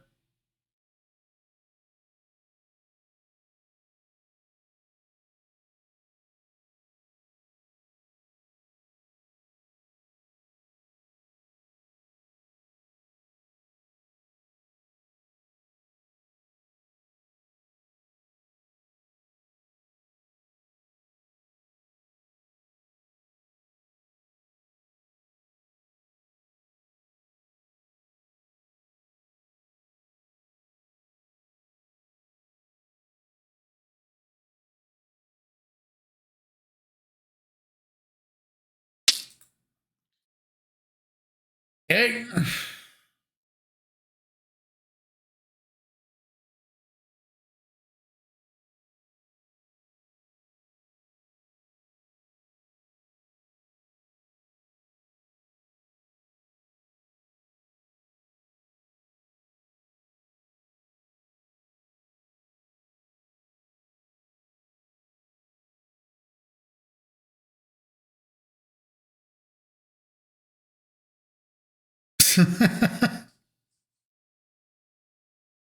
um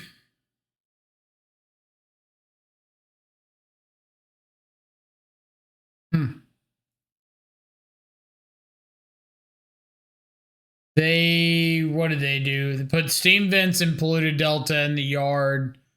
So it's a blind draw off the top for them.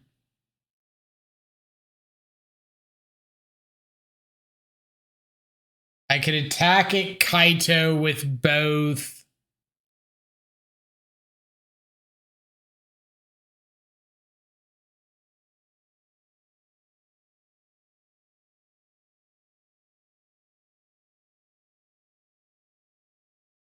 Kaito's stun doesn't do anything.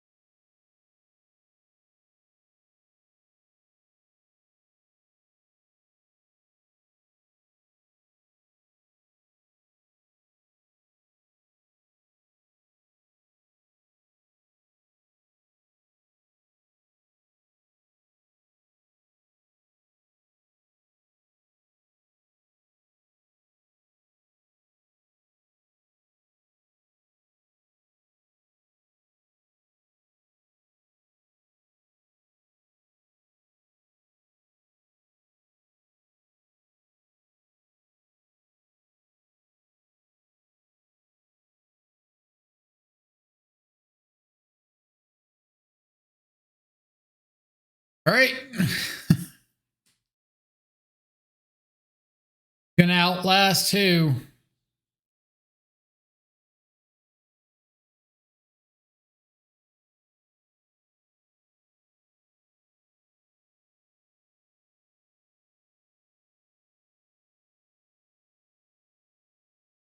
They find a removal spell for my Murktide.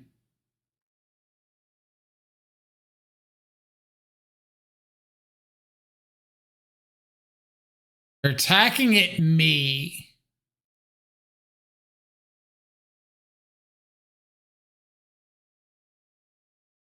Without using Kaito.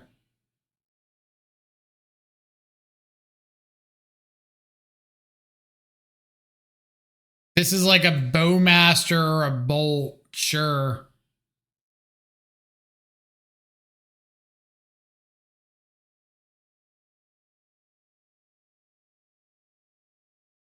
Get to draw off that, so I get to kill your Kaito.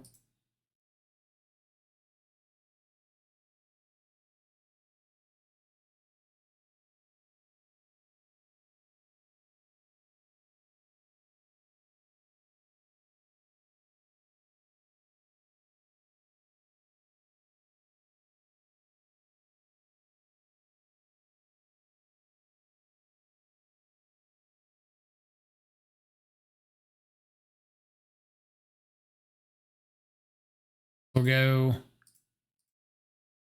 Kaito at their Kaito.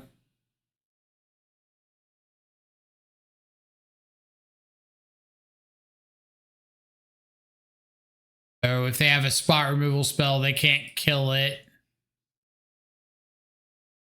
If they had a Bowmaster, they would have done it before Kaito attacked. Top.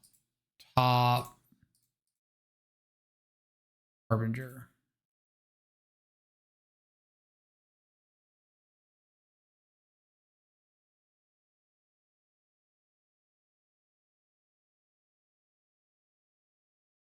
Ooh.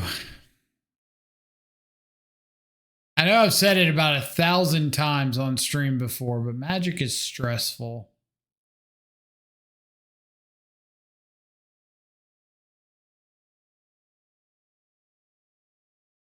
Dude, did y'all see that Hulk Hogan died today?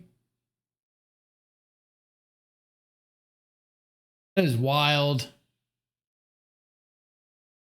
Ozzy Osbourne yesterday. Ozzy Osbourne yesterday. Hulk Hogan today.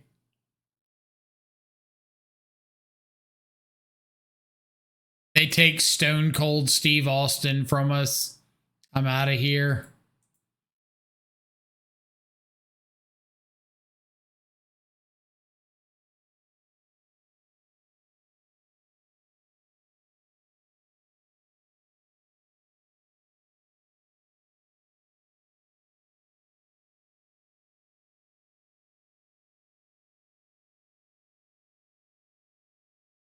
Go ahead and preordain before they can have a Bowmasters up.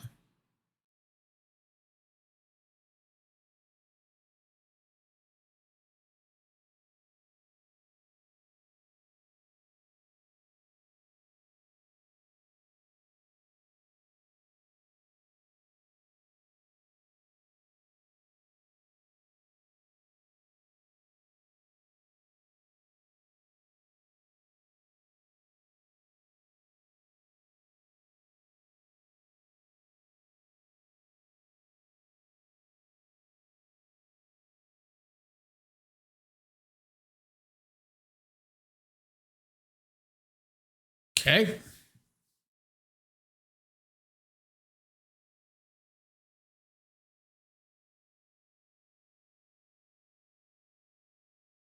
Shieldred's Edict to the yard.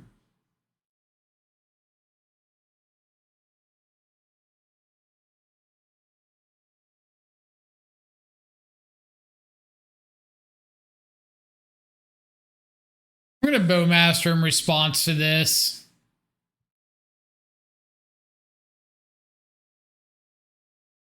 It gets my token out of range of a Bowmaster on their side.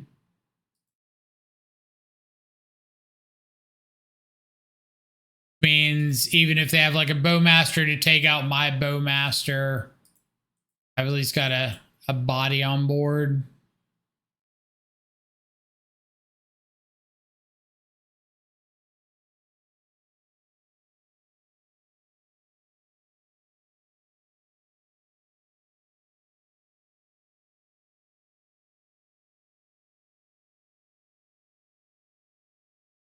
Okay, let's think. I could jam to Fairy.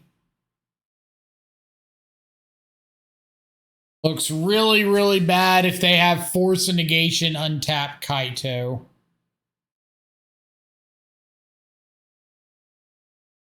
I could Fatal Push.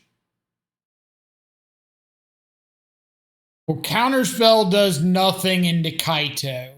They can just attack around the Orc Army token and ninjutsu it. So I don't think it's just like cut and dry, hold up Counterspell. It might be like play Frog, hold up Fatal Push.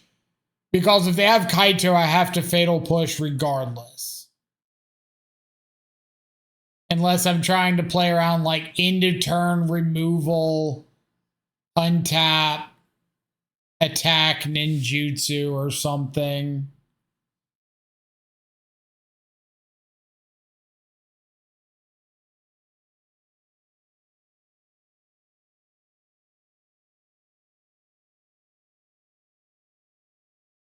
I don't know. I don't think I love not playing out a frog here.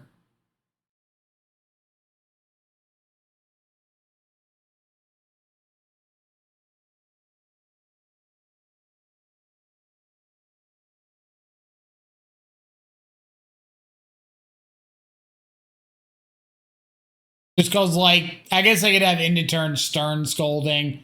So that might be about the best reason.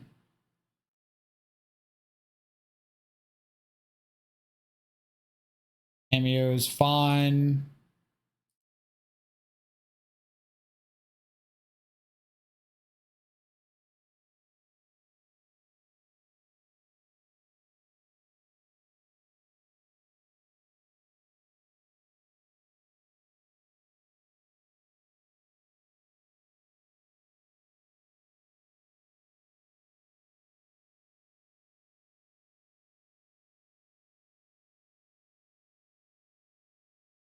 I need to find a spot to get this Teferi down.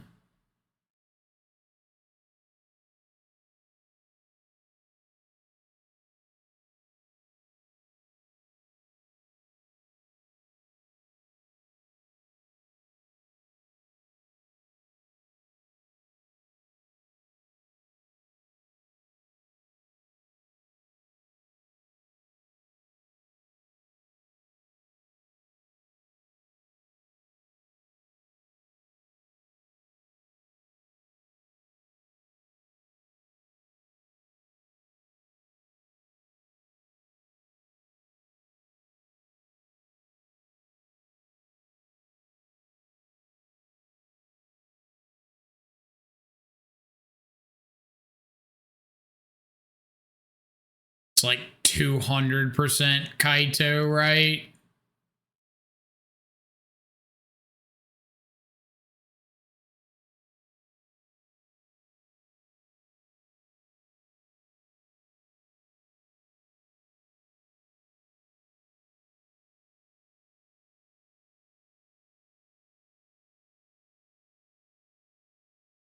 Mind.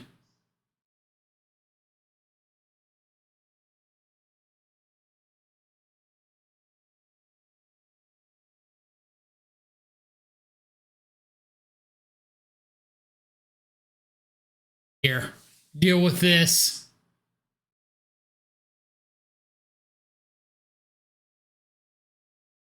Deal with this, then we'll talk about other options.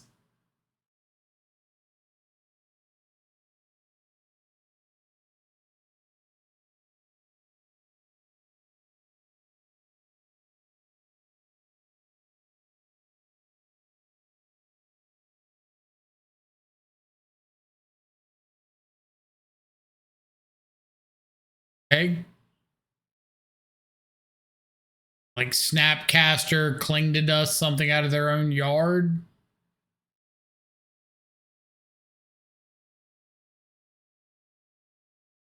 Edict.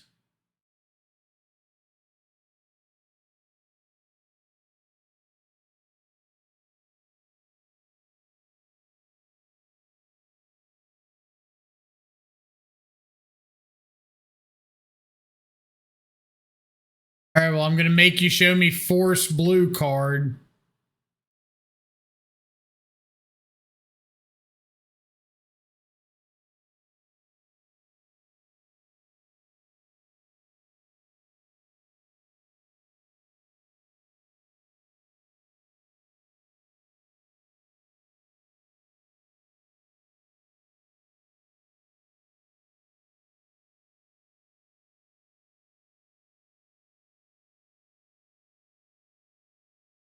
Yep.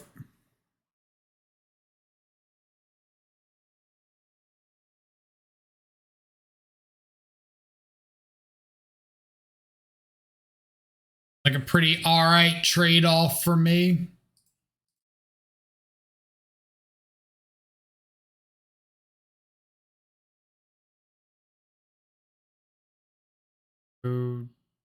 Cameo first.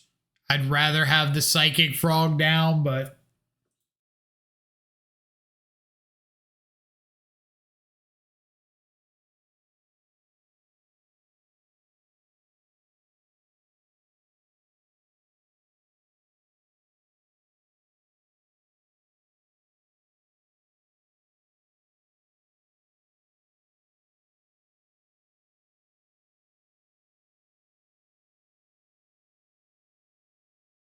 I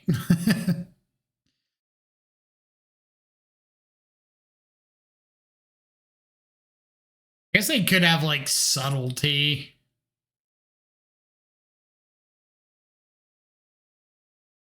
Too likely, but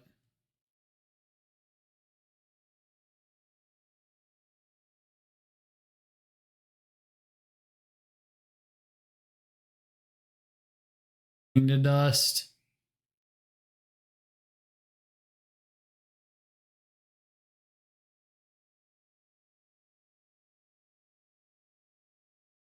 What you got? Harbinger. One of these days, they'll accept the power of the fish. Fish haters in shambles.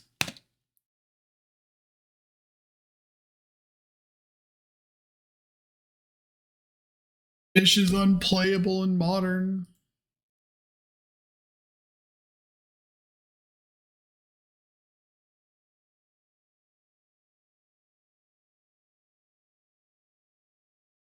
Opponent last seen 5 days ago on Orzhov mid-range.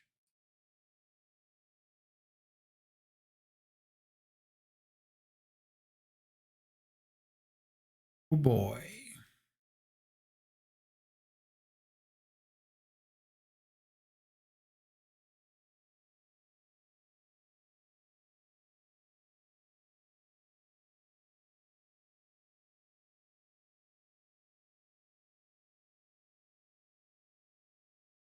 Weren't even kind enough to mull down to 3.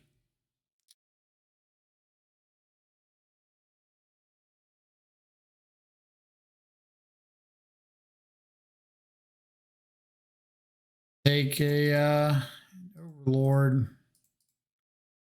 Got Flicker Wisp, Felia, Thoughtseize, Emperor of Bones.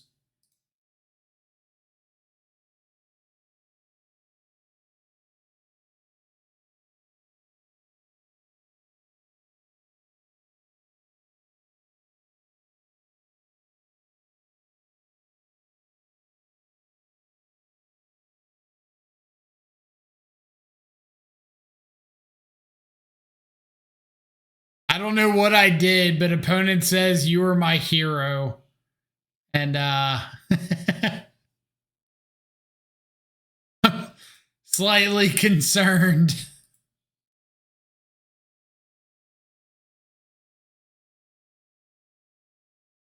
I don't know what I did, but I appreciate it.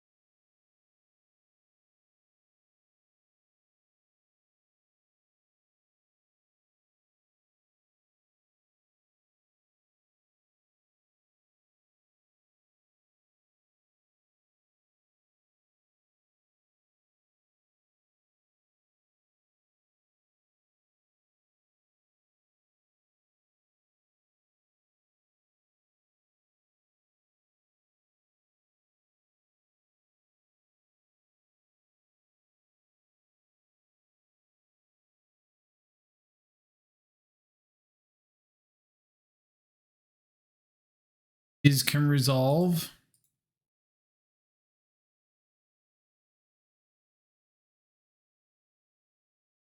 All right, what is my best draw here? Probably like a frog. Frog would be pretty hopping.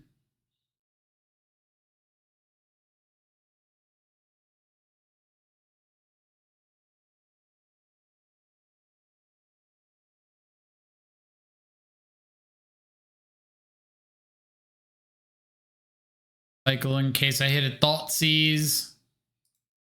Good.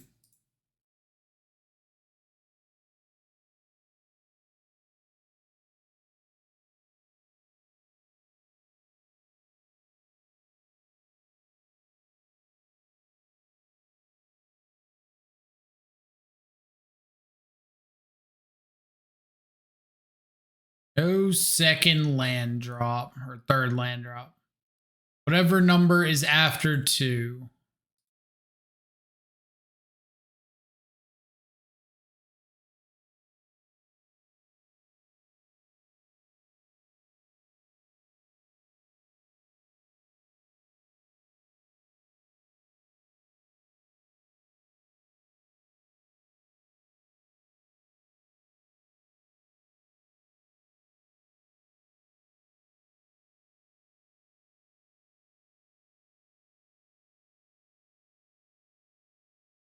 Right.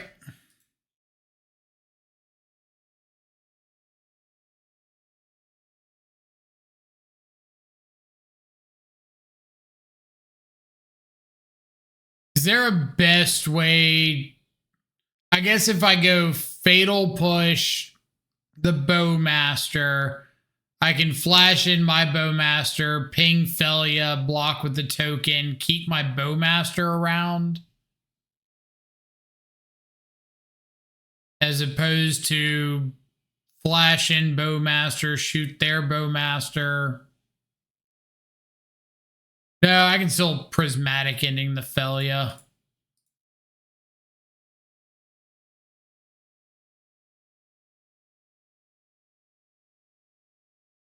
Felia doesn't get a trigger because a card didn't return.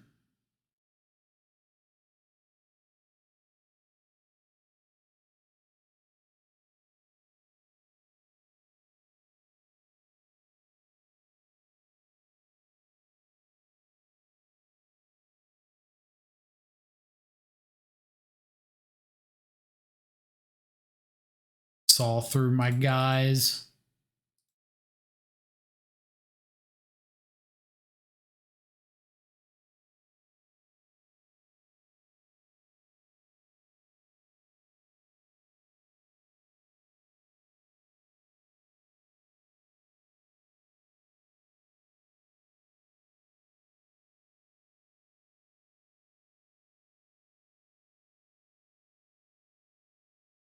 Okay.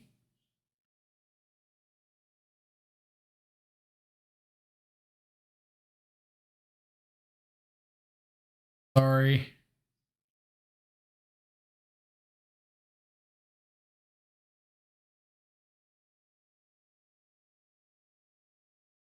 I should have let him block first. Definitely should have let him block first. That's on me. Question. I've been struggling to find a way to keep up with Eldrazi decks when I'm playing on Jeskai control with only Consign. But thinking of Spreading Seas to hate their lands, Crazy or Cooking. I played Spreading Seas a decent bit before and liked it. So I don't hate the idea.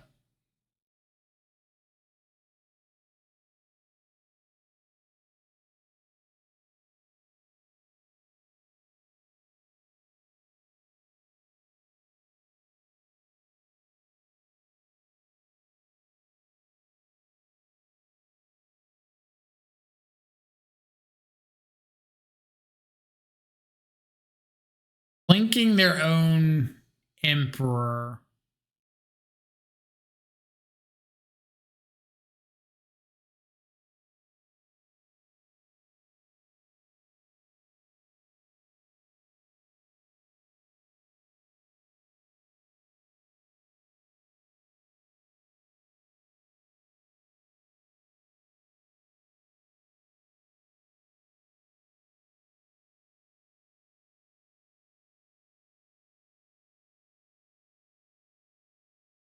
A little bit surprised it blinked their own Emperor.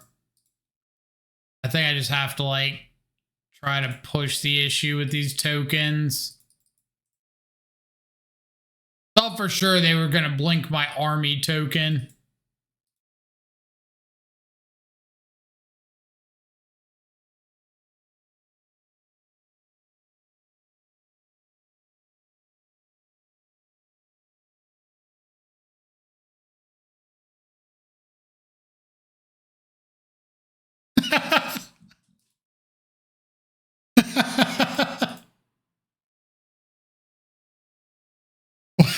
What world are we living in here?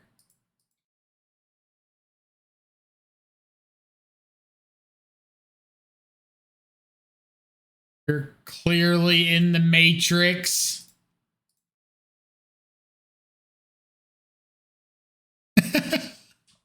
Just ripping 4 bowmasters off the top.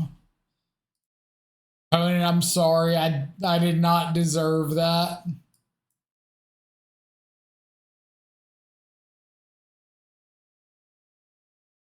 Did in fact have arrows. We bowed again. We bowed once more. All right, so they're on Orzhov. Is there anything I did or did not see to make me hedge in any particular direction? Like, I didn't see Ketchermos. I didn't see Relic.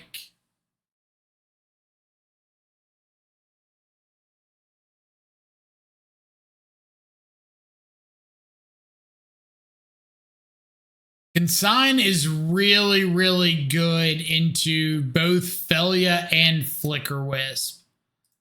And that's like a big part of the reason to include it post board. If they blink something, you can consign the return trigger and just leave it in exile. It never has to come back. So it gets rid of like blinked overlords, which is one of your only ways of like dealing with that card.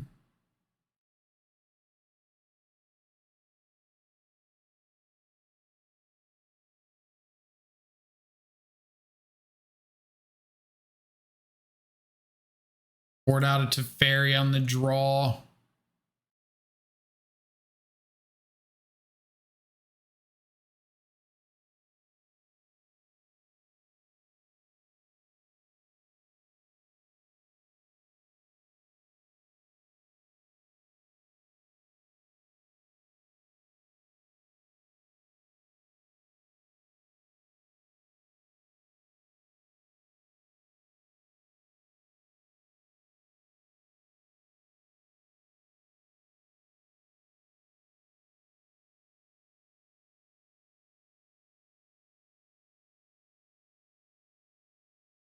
Gotta be turn 2 Overlord here.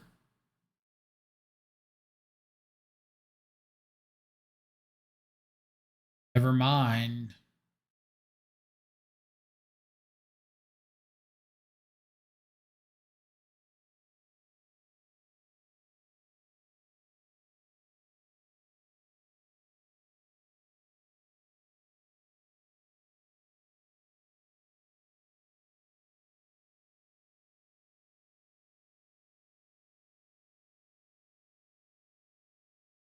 No 1 mana play, no 2 mana play.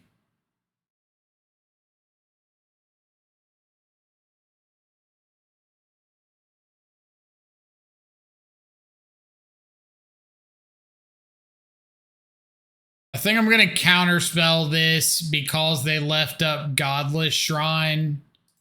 So if this is just like Emperor plus Ephemerate, they have a Thoughtseize to follow it up. It's a little more annoying, but take that risk.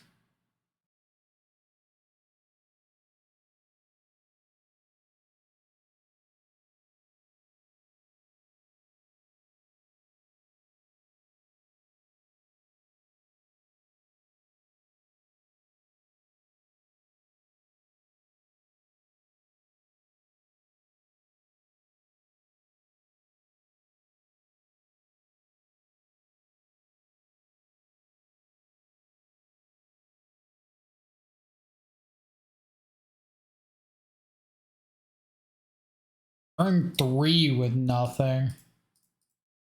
Turn 4 with nothing. This is also the kind of moment that makes me so high on Bowmasters. Because like I get to hold up counterspell, opponent didn't do anything, and I get to apply pressure to the board. And every time I cut Bowmasters, this is like exactly what I miss. This is going to kill them eventually if they don't do something about it. Like forces them to have to start interacting.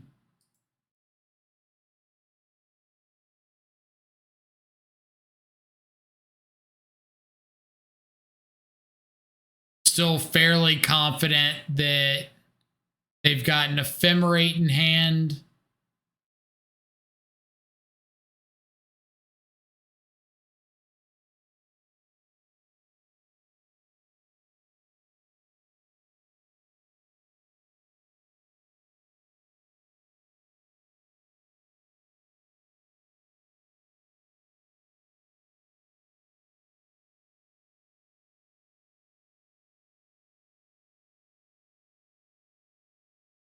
I have zero idea what they've got.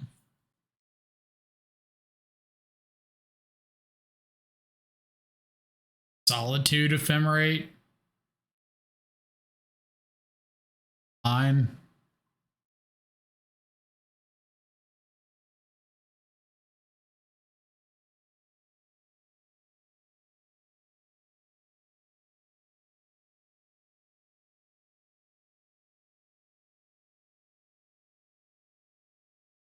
Probably want that.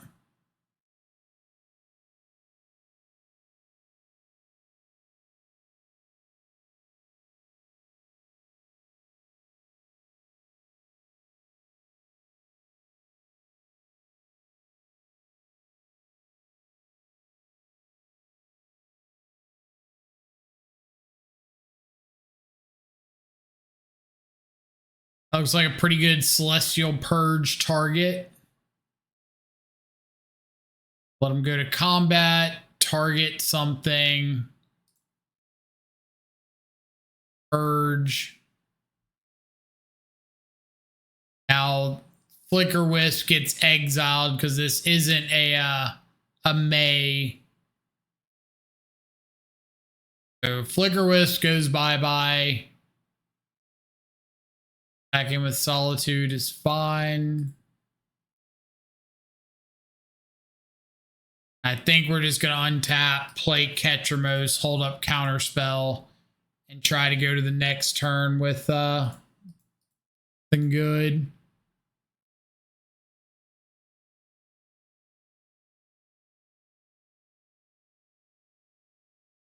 Hold up Counterspell this turn. Next turn we can Frog, start drawing some cards. Back in with Ketramos or Trespasser or something.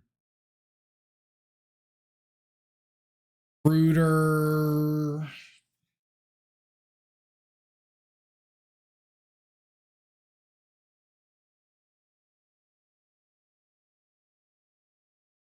Recruiter is fine. I'm trying to think of ways I get like severely punished. And if this is like Recruiter gets Solitude and their last card's a white card and they have to evoke right now, this is really good for me. But if I counter the Recruiter and their last card's like Ephemerate and they get to Ephemerate the Solitude, get rid of my Ketramos, then that's a lot less good for the home team.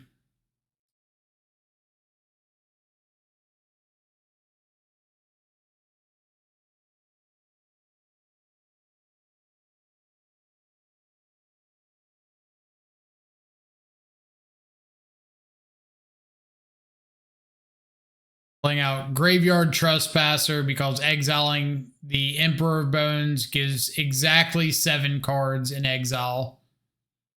Plus I get to draw a card. Plus I get to have Graveyard Trespasser starting to attack.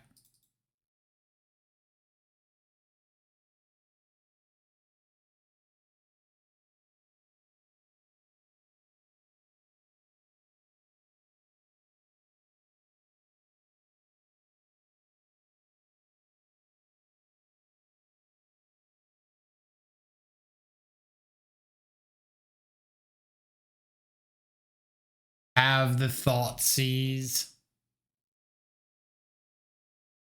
Oh, that's annoying.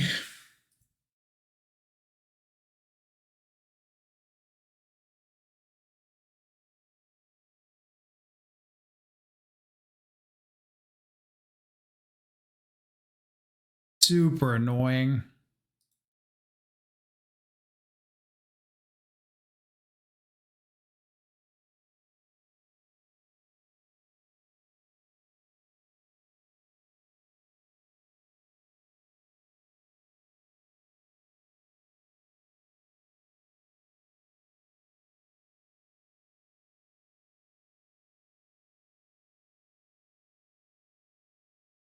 Okay. Is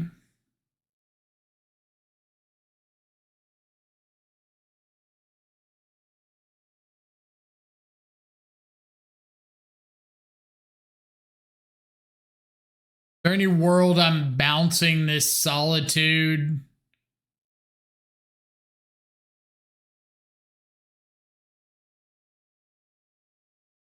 Not.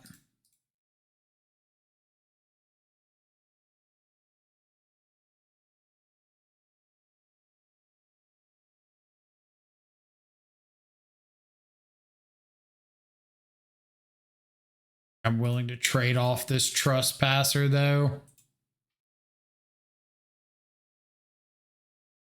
There's just like no way they can kill this Teferi on the crackback.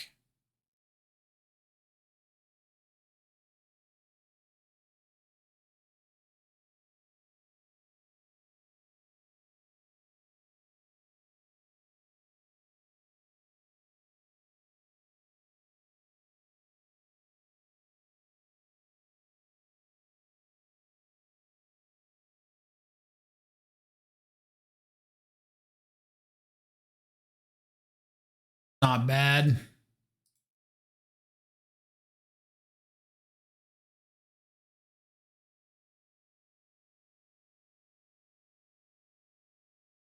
Not bad. Go bounce, solitude, thought seize it.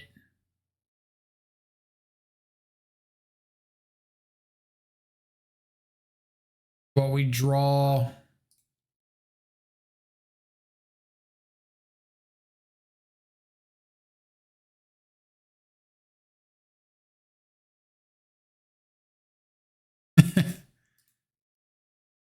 We can also do thought seize shenanigans.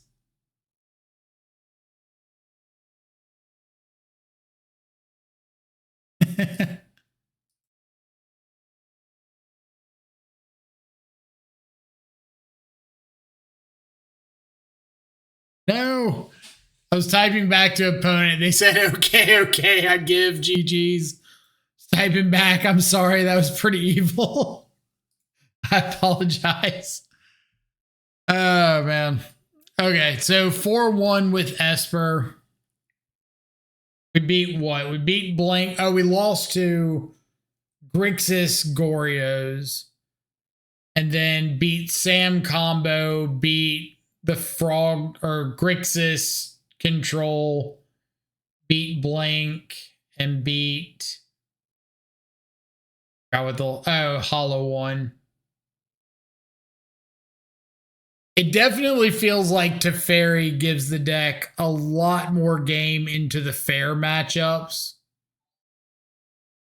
Wally coming in with the 3-month resub. Thank you so much. Greatly appreciate it. That double Teferi bounce double thought seize at the end was disgusting. I apologize for that. I'm sorry. I don't blame you if you hate me for it. That was stupid. If it makes you feel any better, I just was glad I got revenge for the thought seize solitude. When I knew you had the solitude and you hit the 6-land thought seize, I was like, oh. So I was sitting on that counter spell so hard. But really good match for sure. Yeah, Esper Teferi is given a lot of game and a lot of matchups. Ketramos was an all-star. Yet again, unfortunately, Sage left. Another league where pest control really underperformed.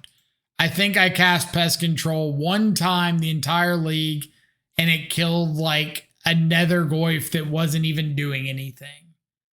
So, yet again, not really wanting pest control in the main. I think it's back to the board. Strategic Betrayal, though. Strategic Betrayal has really, really been overperforming for me. I think I'm going to go up to a second copy of that in the 75. But we'll kind of see how that goes over the coming weeks.